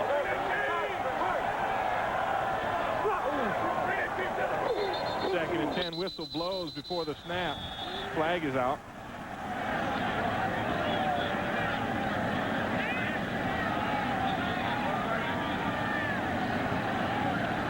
Prior to the snap, ball start, 76 offense. 5-yard penalty. Remains 2nd down. Ed Clifton, who is making his 10th start, the rookie out of Tennessee, number 2 pick, who came in and really solidified that Packer offensive line. I think, Mike Wall was struggling early on, and Clifton came in and has really done a great job. Yeah, he did a great job against John Randall last week in the Minnesota Vikings. Basically held him down to 1 sack. Get that. Amon Green, nowhere to go. Tries the right side and runs into Warren Sapp and McFarland. Mike Sherman made a great comment the other day, and great observation. He said, our team can't expect the weather to win the game for us. In the first quarter here, Green Bay goes down the field to get a quick score. Well, they really haven't done much since, and this Tampa Bay defense, as always, is rising to the occasion. And this will probably be a low-scoring game, and Tampa Bay's offense has got to find a way to get points. They got to find a way to get close to Gramatica so he can get points, if nothing else. He was hitting them from 52 in pregame warm-up. But you can't expect for your offense to just blow people out today. 3rd and 15. Favre throws it underneath, and it's dropped by Driver. See what I mean? Bounced right off of it. That's the kind of stuff that's going to go on. Ball security, we talked about it in the open. You have to focus, you have to concentrate, and that's the difference in the win and the loss. Now, this is a perfect opportunity for Tampa Bay going here in at halftime. The 2-minute warning is going to hit here in 5 seconds. They're going to have pretty good field position, most likely. They've got to turn this into points going in at half. Looks like they might be trying to block this Bidwell punt. They bring it all. Bidwell gets it off. Carl Williams lets it bounce. Takes a Packer bounce. all the way down to the 35-yard line. A great punt, a 50-yarder and no return. And Tampa Bay trails by 7. They've got the ball back with 1:55 to go here in the first half. Trailing 7-0. First and 10 from their own 36. King out of the gun. Under the gun now. Throws it down the middle. Just misses Warwick Dunn. Nice move there by Cletus Hunt. Let's go find out what's going on with Chicago and Detroit. Here's JB. Ray and Ron, what is going on? Take a look at Brian Urlacher. Wedge Urlacher coming around both defensive players to get to Charlie Batch, slamming him to the ground. He leaves the field holding the right side. Significant development for the Lions right now for nursing a 4-point lead over Chicago. Back to Ray and Ron. And don't think the Packers won't get word of that development when they go in at halftime. As long as that score is even close, they have hope, and that hope will keep them playing hard. King breaks one tackle, breaks another. He's going. He's still going. King, now he laterals it off to Dunn. A reversal of fortunes from last Monday night. You didn't think you'd see that play again, did you? And you know what that is? That is Sean King and Warwick Dunn making plays. You know, all year long the talk has been, what is wrong with King's development? Does he have the playbook? Is he allowed to call his stuff? Is he running what he wants to run? I think finally last week Sean King said, I just got to find a way to win the game. And I don't think this kind of stuff bothers Tony Dungy too much. I'm not saying it bothers him a little bit. You know, as long as it works, because this is what you do to win games. You make plays, and this team is making plays. And that's what's fired up the defense. They like to see that. And Monday night, it was the other way around. Warwick Dunn lateral to Sean King. And this was a huge play in this game. You know, everybody came down on the Rams defensive coordinator, Peter Junta, and said, well, you know, you didn't call the right stuff, and how could you let them go all the way down the field? You got to remember, this is what they did. They pulled a rabbit out of the bag. And then don't forget, Sean King ran for 2 more. King throws it wide outside, looking for Warwick Dunn, incomplete. You know what I'm surprised at is the Green Bay Packer defensive line and how they're able to get some pressure. They've had some problems all year long. They haven't really been on the same page, but they've gotten it going here in the last part of the season. They're giving McDaniel and Christie and Middleton everything they can handle inside.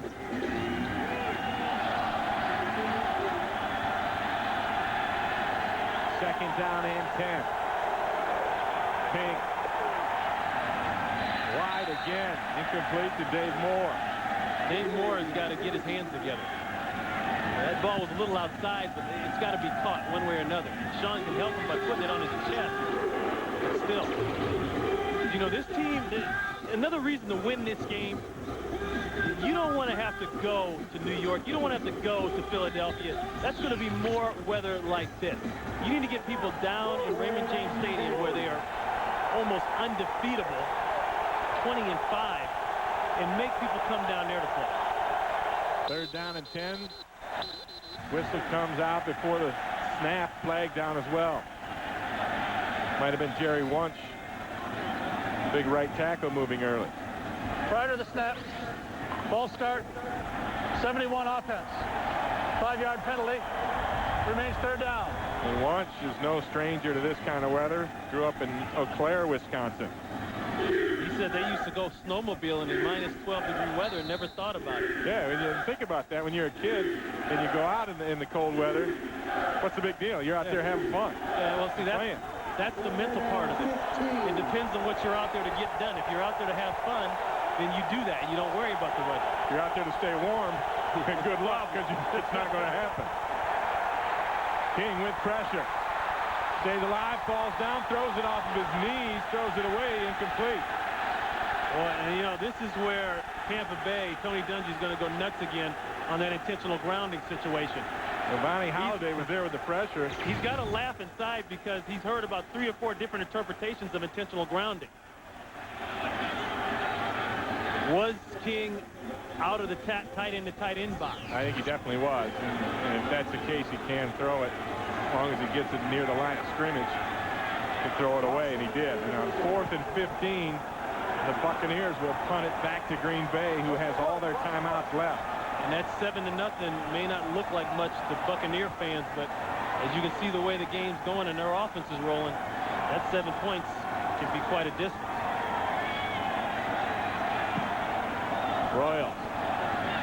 Short punt. Fair catch made by Rossum at the 16. Let's go, guys. Let's go. 34-yard punt. They got a flag here, a late one. And a late flag. Looks like it might be a personal foul. Well, it was... I think that's on Green Bay, too. Yeah, it was Katie Williams and Eric Vance getting involved. Oh, yeah, that's going to be a 15er. That's going to make Mike Sherman very upset. And one of the things that they said they did last week against Minnesota, they played error-free football. That is not an example of error-free football. Unnecessary roughness. Number 50 of the receiving team. Penalized at the distance to the goal. First down.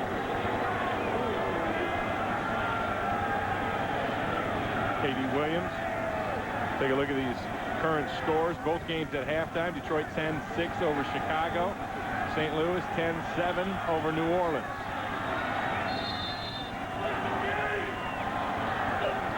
So the penalty puts the Packers back at the 8-yard line, and that's where Amon Green gets hit right away for no gain. Marcus Jones on the play, and the Bucs use another timeout. They have one left. Well, you think that they'd maybe talked to wardrobe and got a little different costume for this time of year. I know who they should go see. They should go see Warwick Dunn, because he brought a trunk of funk. He brought everything he for had. everybody.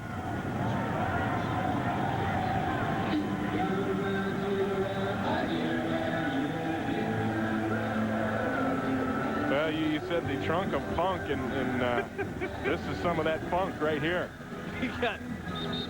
I don't think there's just one of each in there.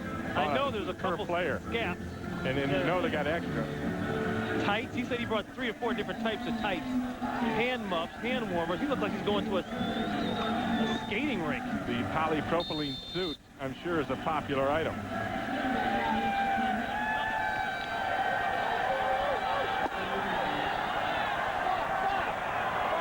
So Tampa Bay with one timeout left. Trying to pin the Packers back, maybe get another shot. Green Bay stays on the ground with Amon Green, and he is stuck at the 10-yard line. Shelton Quarles. Tampa Bay's going to get the ball back. Use their final timeout here in the first half. Can't stop thinking about Warwick Dunn. You know, he may have to check that trunk. They may not let him carry that on the plane. Well, Tony Dungy said, hey, I expect these guys to come out and play regardless of what the weather is. He was going to tell them an old Bud Grant story, where Bud Grant was working on the Alaskan pipeline. He said they'd stay out there in half-hour shifts, and then it just got too cold. They'd have to come in. Well, they had a tractor that broke down. So they brought a local guy in who's used to this kind of weather. They got him out there. He's working on the tractor. They're in there for about an hour, and they say, you know, we better go check on this guy. So about an hour and a half, they check on the guy, and there he is driving the tractor up and down. And he said, well, man, we only stay out here about a half hour. How can you stay warm in this? He said, I'm not trying to stay warm. Yeah. I was trying to fix the tractor. Trying to fix the tractor. And so that's what you got to do. You got to come out here with your purpose in mind and not worry about being warm. Right. And you know, the units that's trying to fix the tractor right now is Tampa Bay's defense. They're getting it done. 3rd and 7, Amon Green. Short of the first down. And the Packers will let that clock run down before they punt.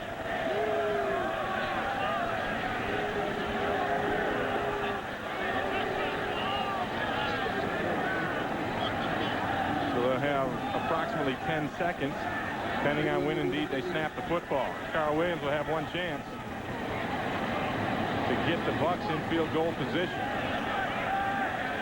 It would be kicking with the wind if it were to come to that.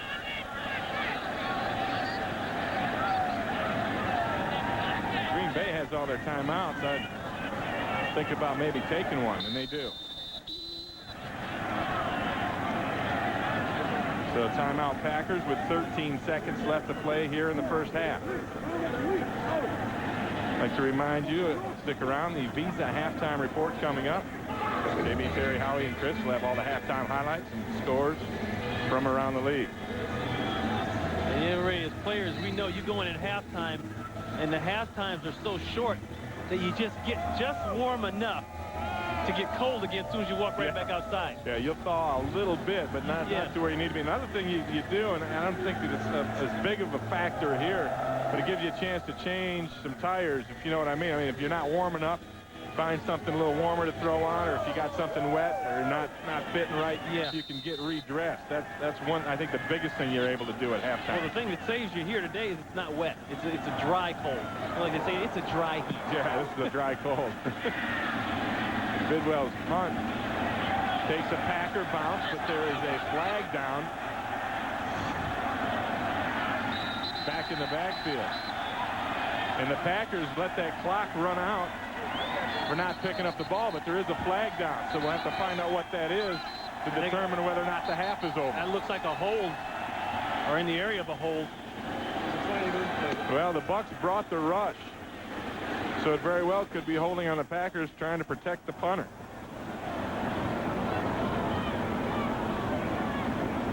And they have a unique rule in the NFL where if the Buccaneers were to make a fair catch on this punt, then they have a free kick. But wait, now, if this hold is in the end zone, let's see where the hold is. I don't think it's, the flag is about on the 4-yard line. Yeah. Because they could make a free kick. You have to call it fair catch Number the ball. 53 of the kicking team. Penalized half the distance to the goal. Replay, 4th down. And I'm guaranteeing you that's what Tony Dungy is telling Carl Williams right there. Listen, make the fair catch, and if you get the fair catch, that'll allow the Bucs to have a free kick, a shot at a field goal.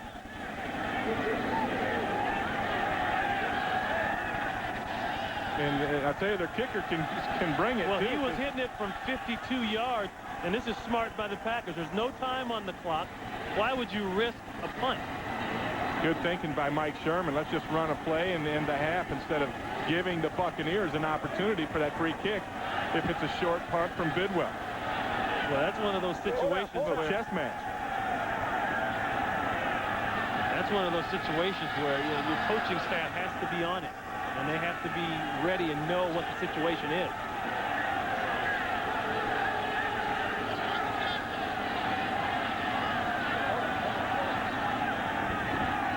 So you get an untimed down because of the penalty.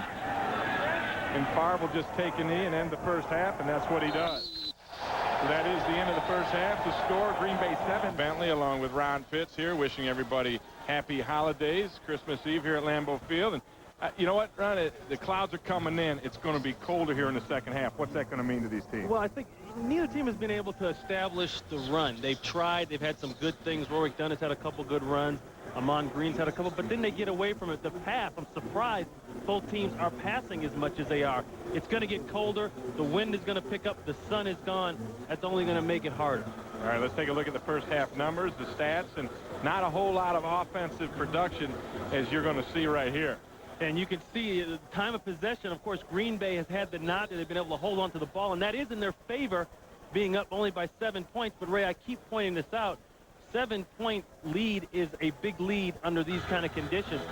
Tampa Bay is having a lot of problems going down the field. They're not even getting anywhere near where Grammatica can kick a field goal, and he's hit from 52, 53 in pregame warm-up. So they got to start thinking about that here. Let's go back to the quarterback comparisons. We talked about it at the top. And Brett Favre, who usually thrives in these kind of conditions, I think he's missing Antonio Freeman a little bit. And, Ray, it's getting to that period where these next couple possessions are going to be defining possessions for both teams, especially for Tampa Bay. They need to get points going. And I go back to Antonio Freeman not being on the field because of the disciplinary actions taken by Mike Sherman last night. And that's hurting them. That's hurting them in their pass game. It's funny, both teams believe they can throw the football. They both tried. Both teams have attempted 20 passes here in the first half. Here's the one score in the ball game, and that was Amon Green after Donald Driver had 2 big catches in the drive. Green capped it off with that 3-yard touchdown run. And remember what also happened in that drive. Green Bay went for it on a 4th down. 4th and 4. Yeah, a 4th and 4. So those are the kind of dice you have to roll in this situation to get points. What typically happens to Tampa Bay in games like this, or at least what they hope will happen, turnovers. They can turn defensive turnovers into offensive points. And there have been no turnovers thus far in this ballgame. And the Buccaneers will open up the second half on offense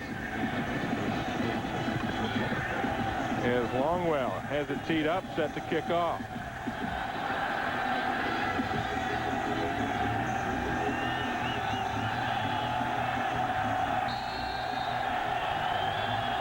And the second half is underway.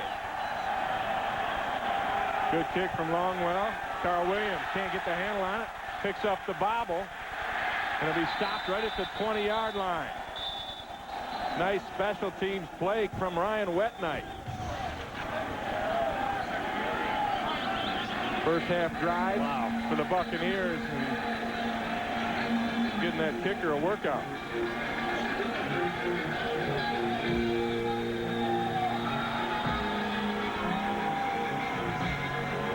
Right now, let's go down to Drew Smith, who's on the sideline. Drew, what do you got? All right, thanks, guys. Talked to Mike Sherman as he headed into the locker room. He's got to get that running game going. He's really disappointed they haven't been able to gain more yards on that. Happy with the defense, though. Hoping for a big second half. Thank you, Drew. First and 10 from the 20. Tampa Bay starts on the ground with Warwick Dunn. Nowhere to go. He's tracked down by Vonnie Holliday.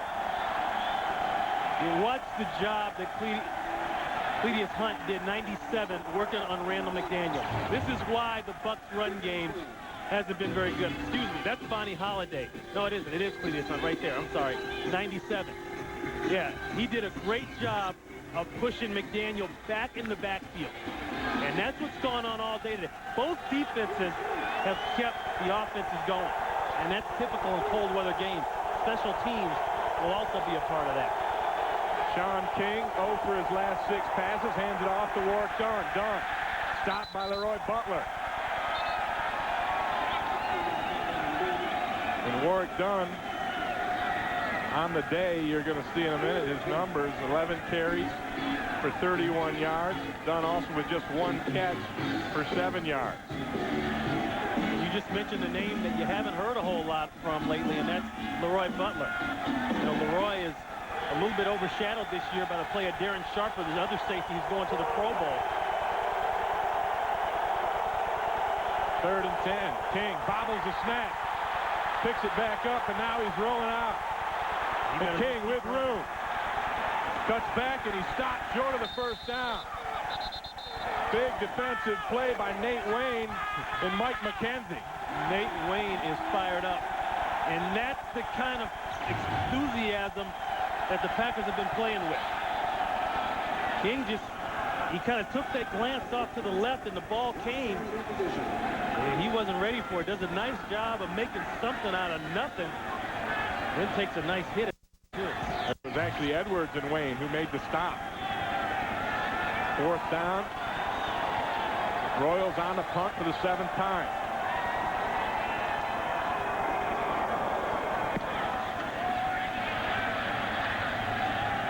And Rawson lets it land, and now it takes a huge bounce for the Buccaneers all the way inside the 25 down to the 23, a 49-yard punt for Royals. No returns. And the big defensive play for the Packers gets them the football back. They lead here 7-0 in the 3rd. Shooting the game from the sidelines for us today. As always, camera crew does an excellent job. 1st and 10 from the 24 for the Packers. Favre with time, dumps it underneath to Ahman Green. Green with room, breaks outside. Here goes Ahman Green up near the 40-yard line before he's pushed out of bounds, a gain of 17. And then they're going to get another 15 tacked onto it for a late hit out of bounds.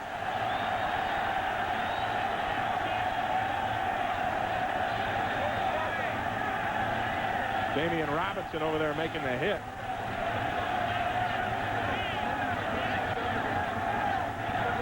First series coming out after half is always the biggest series.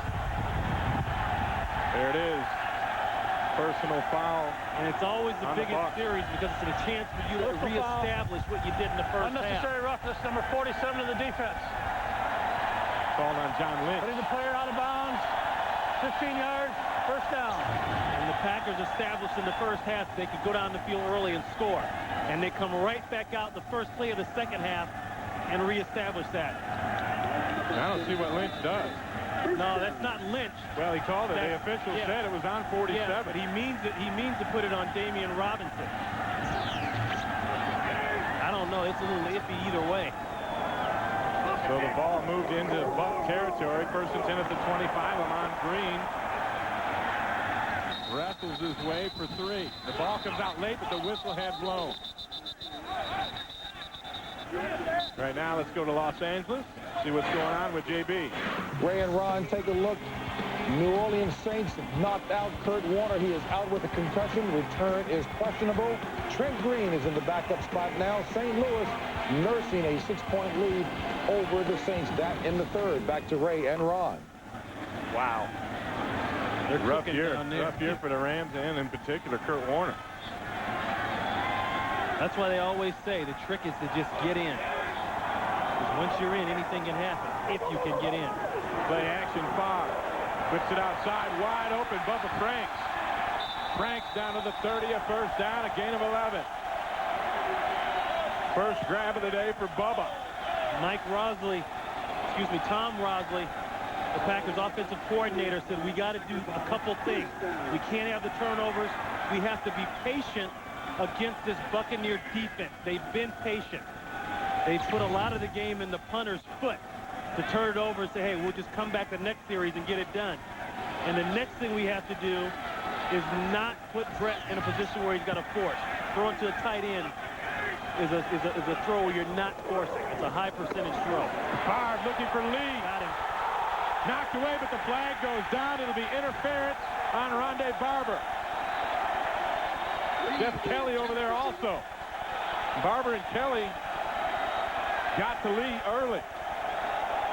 Yeah, they did, Ray. One of the best throws Favre makes is the seam throw. Right in between the hash and the numbers. Number 25 defense. Penalized at the spot of the foul. First down. They get Brian Kelly. He just got above him. See, Brian Kelly panicked. He wasn't actually as bad as he thought. But if he's not looking at the ball and he reaches to makes contact, that is a penalty. Lamont Green pushes it up to the 3-yard line. The Buccaneers cannot afford to go down 14-zip. We've been saying it all game long. I said 7 points in this kind of condition is a lot further behind than you think. It's cold, a lot of drop balls. The Buccaneer offense stuttering, not being able to get anything consistent going. And you see Brett Favre about to get something going. Come on, Green stuck. Touchdown. Spins his way in. Touchdown, Packers.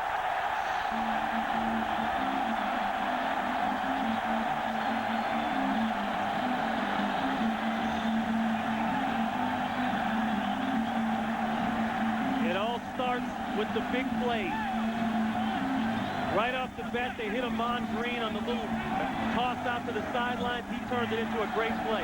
Then the throw to Bubba Franks. And then the pass interference, and now the easy dive play for the touchdown. Second touchdown of the day for Amon Green. He's got 10 rushing touchdowns on the year for the Packers. And the extra point from Longwell is good. And Green Bay goes up 14-0. As the pass interference penalty gets him in range, and Amon Green capped it off. Plays 77 yards. Favre was 2 of 2 for 28. The big one, the 24-yard pass interference penalty on Brian Kelly. You know, they say there's 3 phases to getting in the playoffs, or to going about the playoffs. Number 1, you got to get in. The Buccaneers are in. Number 2, get in and get seeded. That's the part they're working on here today. That's a very important part, especially with the way they play at home. They need to get a win so they can get one home game. Longwell keeps it on the tee long enough to kick it to Williams. Williams from the 7. Carl Williams cuts back behind the wedge, hurdles his way up to the 37-yard line. A nice 31-yard return for Carl Williams. And again, the Green Bay Packers need to win here today, and then they need losses from Detroit and St. Louis to clinch a wild card. And both of those games are tight games right now. Detroit's up 10-6, and St. Louis is up 13-7. But both the Lions and St. Louis have lost their starting quarterbacks. Right. And the third thing to that 3 parts of getting to the playoffs is once you get in, win it all. Think like you can win it all. Yeah, don't just try to get there. No. That's a mistake we made back in Buffalo a few years back. Well, Ray, it's an easy one to make. You know, it takes a lot to get there. Yes, it does. Work done. Gets there for 4 yards. And I think this is where Tampa Bay has to stay. They got to stay with 28. This is a guy that got him there last week against the Rams. He's been productive today. You've got to keep this ball on the ground. And that's hard because when you have weapons, and some of those weapons get in your quarterback's ear in the huddle and say, I want the ball. And they've got guys in the perimeter, but running the football is what's the safest way to get the ball down the field. King to the air, the blitz comes, almost picked off. Niall Diggs. I wonder if Sean was listening when I just said the safest way to get it downfield. Hey, that was just a good play, I think, by Diggs to get over there. And Sean King is running for his life. Hey, the Green Bay Packers defense, they're not supposed to have pressure, right? They're not supposed to be a great front four. Sharper. Here comes blitz. Sharper. I'll tell you what, King was lucky. 2nd and 5, I would have run that ball one more time. Now it's 3rd and 5. They go to the shotgun. King, ball is batted incomplete. Ronnie Holiday got the hand up. And you can see this Packer defense getting more and more momentum. And that 14 points is going to start to feel like you're 28 points behind. Sean King struggling, 6 for 21 on the afternoon for just 60 yards. Royals is on to punt again. Royals may be the Buccaneers' best weapon next to their defense.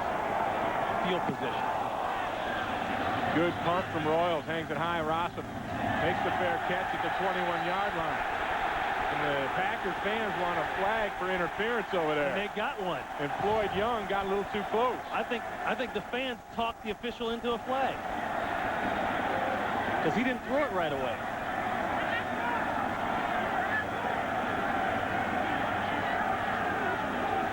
You got intimidated by Cheesehead. It'll happen to you here.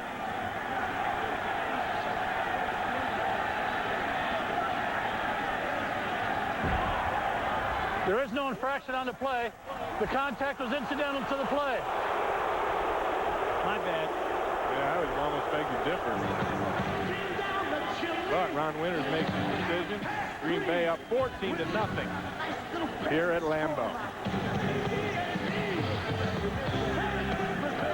And that one will have a lot to say as far as who's going to be the division champion, not only in the AFC East, but in the NFC Central, if Tampa Bay can mount a comeback here. Amon Green. Hit by Robinson, but Green works his way up for a 5-yard gain. Green Bay has done a great job of just taking care of their house. They need help. They need other people to lose. But it's funny, Ray, and we've been in that situation both as players. When you take care of your side of the deal, other things take care of themselves. Usually will fall into place.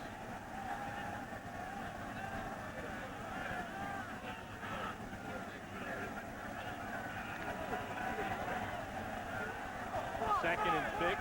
Favre goes to the shotgun. Green Bay with 22 running plays, 22 passing plays. Good balance on the day. They'll go to the air again. Blitz comes from Lynch, but he misses Favre. Wow. Favre underhand to Amon Green for the first down. And Green runs over Robinson.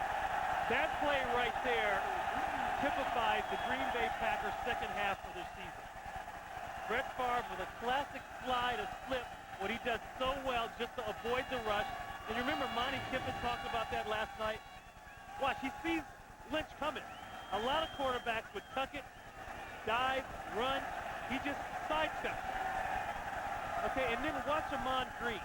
This is why Ahman Green is the guy now. Wow, ran Abraham right over. He just trucked Donnie Abraham. Here's a man that has 3 straight MVPs to his credit, Super Bowl ring, and he's still fired up. Favre, play action to Demond Parker. Favre down the middle, and it's incomplete. Right now, let's head down to JB and find out what's going on. JB. Well, good news, bad news scenario, Ron. Good news, take a look at Hay McNown after a series of runs, tossing that one to Marty Booker, 28 yards for the strike. Chicago on top now. The bad news, St. Louis on the scoreboard. Marshall Faulk tying Emmitt Smith. Second touchdown of the day. He's got 25 on the season. That ties the most touchdowns in a single season. St. Louis up 19-7 after missing the 2-pointer. Back to Ray and Ron. Thank you, JB. And the Packers need both St. Louis and Detroit to lose and them to hang on and win here to get into the playoffs. Favre throws it outside. A great one-handed catch. No, incomplete. Donald Driver let it hit the ground. We've been talking about what this Packer team has done the second half of the season. And, they've come together. They had a lot of question marks in the beginning. Brett Favre was injured. They really didn't know what the running back situation was going to be. Dorsey Levens was bouncing back and forth hurt. And one thing that Mike Sherman did to bring this team together, to add unity, he took them bowling in training camp. They all came down to practice at the beginning of two-a-days. He said, everybody get in the vans. We're going bowling. Cosmic bowling? I don't think it was cosmic. It was pretty well daylight. We've done that cosmic bowling. 3rd and 10, blitz comes. Favre escapes again and now throws it across the body. Complete to Schrader. He fumbles. Picked up by Robinson. And Robinson brings it up to the 47-yard line. And that does look like a clean fumble. Looks as though he had it possessed.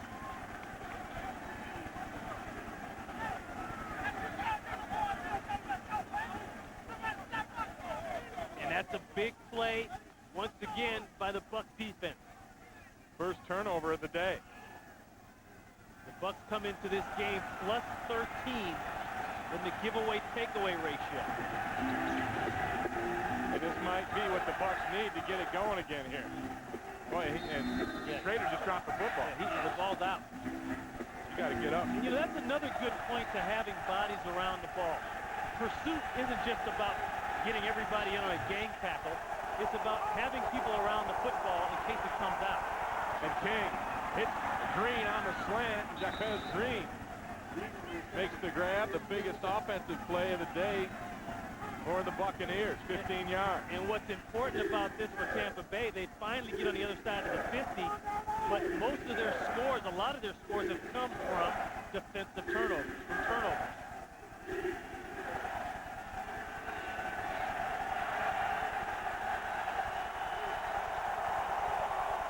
Green with 2 catches for 33 yards now as King goes back to the air. Nowhere to go with it. He tucks it away and slides in at the 30.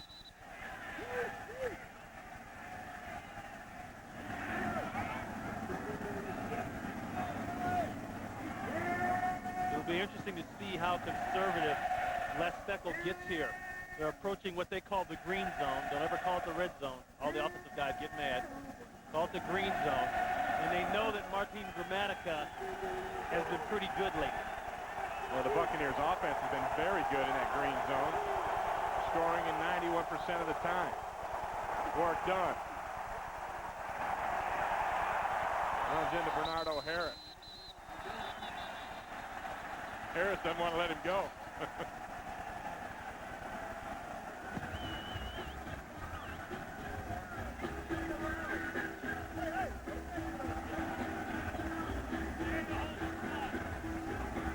Ray, you're talking about that green zone. You call that green. Excuse my drawing there.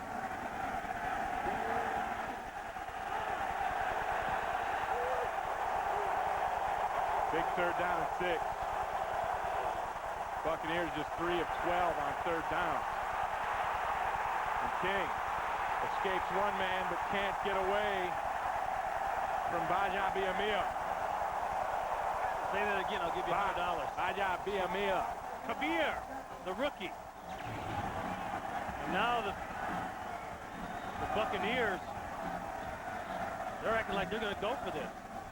I think they, yeah, the way things are going, you might have to. Because you remember, it's outside the 20-yard line. If they go for a field goal and miss, the ball gets turned over at the spot of the kick. That would in turn be great field position for the Packers. And it's a long fourth down, too. Fourth and 8. Blitz. They roll a slant. Oh, they get the first down. Jaquez Green. Great pickup. Boy, give Sean King a little credit. Yeah, appreciate the throw by Sean King. Just a quick slant there on the top by Jaquez Green. Well, that ball is right there. Green doesn't have to do anything. He doesn't have to reach. He doesn't have to twist his body. He can catch the ball and fall right on the marker for the first down. Pretty nice shot, Ray, for a kid born and raised in Florida. St. Pete. Playing in this sub-zero weather. Green throws it outside and hits Keyshawn Johnson. Johnson forced out of bounds at the 14. And that's fourth down play. We've seen 2 fourth down plays now that have been big plays for each team. Green Bay had one in the first quarter. It led to points. And now the Bucs here knowing they got to keep this momentum going. And remember, this is all coming off the defensive turnover. They're still working off that turnover. Look at that, Donatel, the defensive coordinator. His defense has played stout so far. They got to be very stout right now. Second and 3. King back to the air. Throws it outside to Warwick Dunn, but the Packers are there. Dunn with the cutback. Warwick Dunn's got some room over there.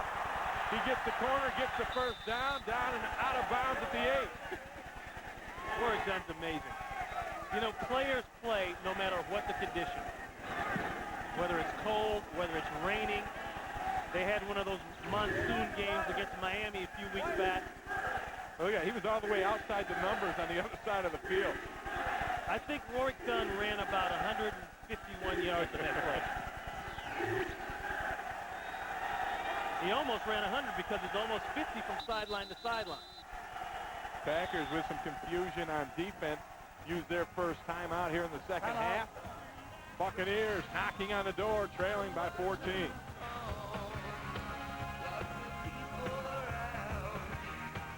Today, Winnie's always hot. He's always warm. Does a great job for us, I'll tell you that.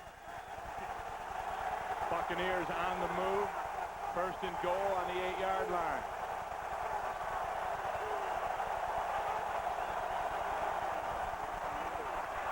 Warwick Dunn trapped in the backfield. Nate Wayne ends up making the tackle, and right now let's go to JB and find out what's going on in Chicago and Detroit. Ray and Ron, we talked about mobile quarterbacks during our football demonstration here on the pregame show. This is what Stoney Case does best. 13-yard keeper.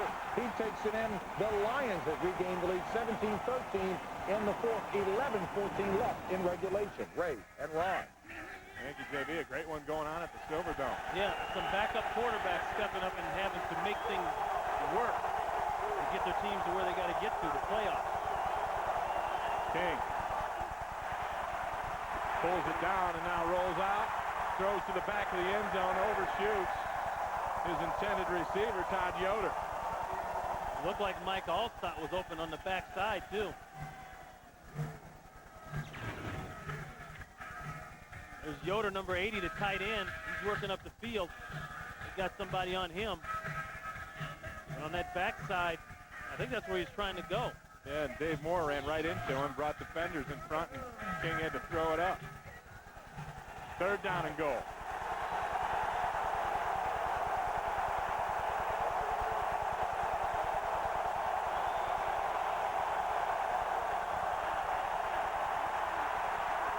Well, look at the time. King escapes, and now he's down. That's a sack. John Theory's second of the day. Are you talking about an embodiment of what this team is about this year? John Theory been playing with a torn cartilage in his knee all season long. Well, we're moving around so much. Boy, it looked like he might have almost had a face mask. It looked like he had a face mask in there. Wasn't called, however. And now Gramatica comes on to attempt a field goal. Yes. This one from 38 yards. Because they need points here. They can't come away with nothing. And Gramatica ties his own team record, his 27th field goal of the year. And the Buccaneers break through the ice.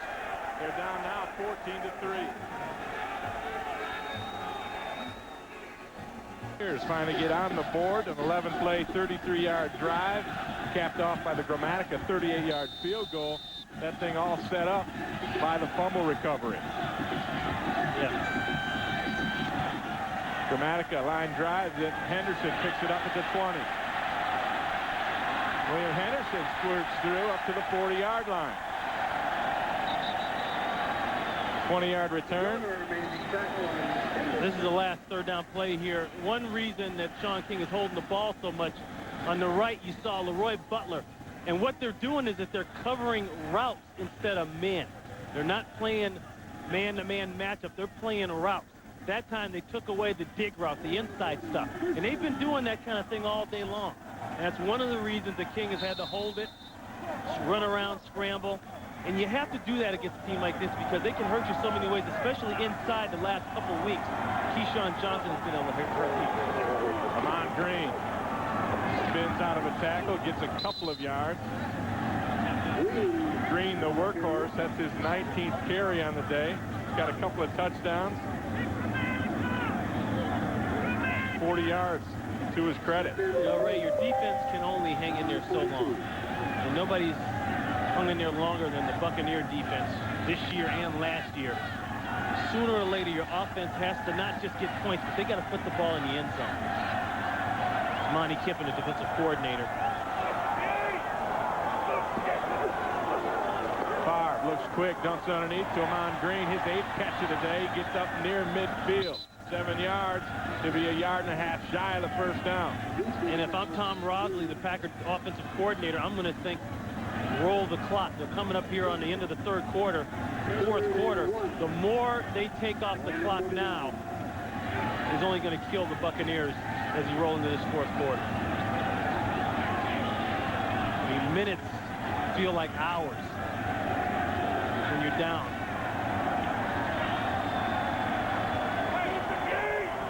Third down and 1. Favre. Nowhere to go with it. Favre avoids the rush, and he'll be able to run for the first down, and he does. Steve White forces him out of bounds, but Favre gets all the way down to the 38. 14 yards on the carry. That's got to make you mad when Brett Favre gives you that little ball. He gives you the ball knowing he's well beyond the line of scrimmage. It just slows you down, though. You react. And it just slows the defender down. Watch it right here. Look at that. Like, what's he going to do with that ball? Nothing. But he's flipped it that way like 3 times already today, so you got to respect that. That would have been a forward lateral. And Derek Brooks has not been in the lineup since in the first half. He's got a sprained right shoulder, and it's doubtful he'll return. Play action. Favre dumps it over the middle again. This time it's Parker who makes the grab. And that's the end of the third quarter with the score Green Bay 14, Tampa Bay 3. Fox NFL Sunday will continue after a word from your local Fox station. But the Packers in control here on 2 Amon Green touchdown runs. It's up on Tampa Bay, and Green Bay driving once again, and it's really not that big of a surprise to me the way Brett Favre handles this kind of weather. This half, 6 of 8 for 73 yards, and he's just been able to control the tempo of the Packers offense all afternoon. They run the ball on the ground.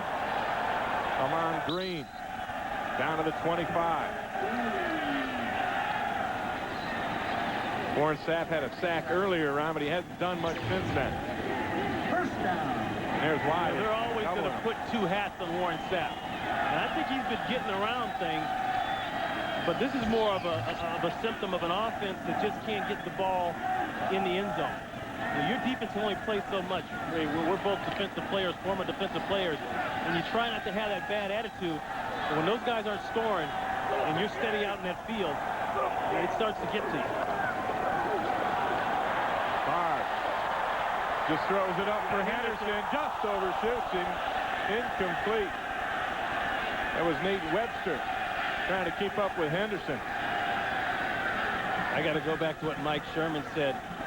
The quarterback that plays the best in cold weather is going to win this game. That team's going to win this game. And Brett Favre, even though he's from Mississippi, a warm weather guy, he's been great in cold weather. He just likes the challenge of it, I think.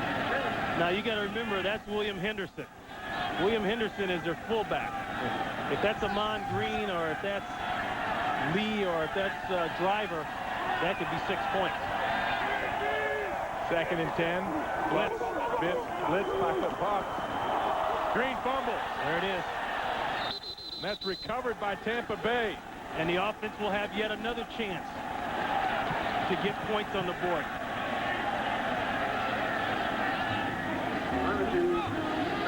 One of the things we talked about in the open, running the football, throwing in the middle of the field, and then ball control, ball security. Good hit. Recovery by McFarland, Tampa Bay ball. It's over after the Green fumble, recovered by Anthony McFarland. Sean King under center, goes back to throw. Can't decide what to do, and now he's sacked. John Theory was there first. Holiday showed up along with Hunt. But this is a huge game for Tampa Bay because of where they could end up being seeded in the postseason. These are the two games that can affect that. And Detroit is up on Chicago. If Detroit wins and Philadelphia wins and Tampa Bay loses to Green Bay here, they're going to be the 6th seed in the playoffs. Forget that home playoff game. And the way it looks now, they would go to New Orleans because New Orleans is trailing St. Louis. King with time, and now it breaks down, and he'll be sacked again. Look at the pressure that the Packers defensive line, and look at Brett Favre. Here's a guy, like I say, he's won the Super Bowl, he's won his MVPs, and he's standing up, fired up, cheering on his defense. And that theory just comes through. They're running a lot of stunts. You know, they'll take the defensive tackle, loop it to the outside, loop the defensive end around. They'll bring the safety every now and then, just trying to give as much pressure as they can to Sean King to speed up his reaction time and decision-making time. 3rd and 10, King throws it down the sidelines, and he's got Jacques Green, and he can't hang on. Oh, there's a flag down late, though. And, you know, that's a purpose underthrow. Because whenever Sean King sees that the defensive back is running, it's on Green. Running color for color with the offensive guy, they're going to try to throw what they call the fade stop. But they get tagged for offensive push-off. Pass interference. Number 81 offense. Penalties decline. 4th down. Watch Jacques Green. Now they're going up the field on the fade. Let's see if he pushes off. He does put the hand on the back, but I got to tell you, Ray, I very rarely seen that called. You never see that one called. You sure don't. And there's emotion and enthusiasm for Brett Favre, and a little emotion from Mike Sherman, who's not an emotional guy. He doesn't show it. 10th punt of the day for Royal.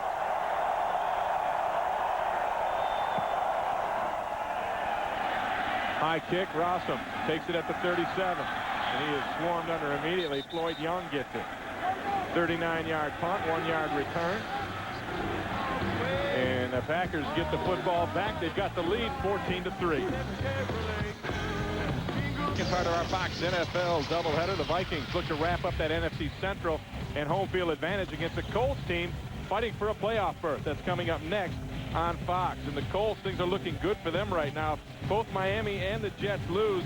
The Colts, with a victory, will win that division, the AFC East, and they'll be a number 3 seed. Now, if either of those teams lose, Colts win, they'll be in as a number 6 seed. screen. Cuts back. And runs into Steve White, and White stays down. And one thing you see in the NFC, Ray, is there's so much parity.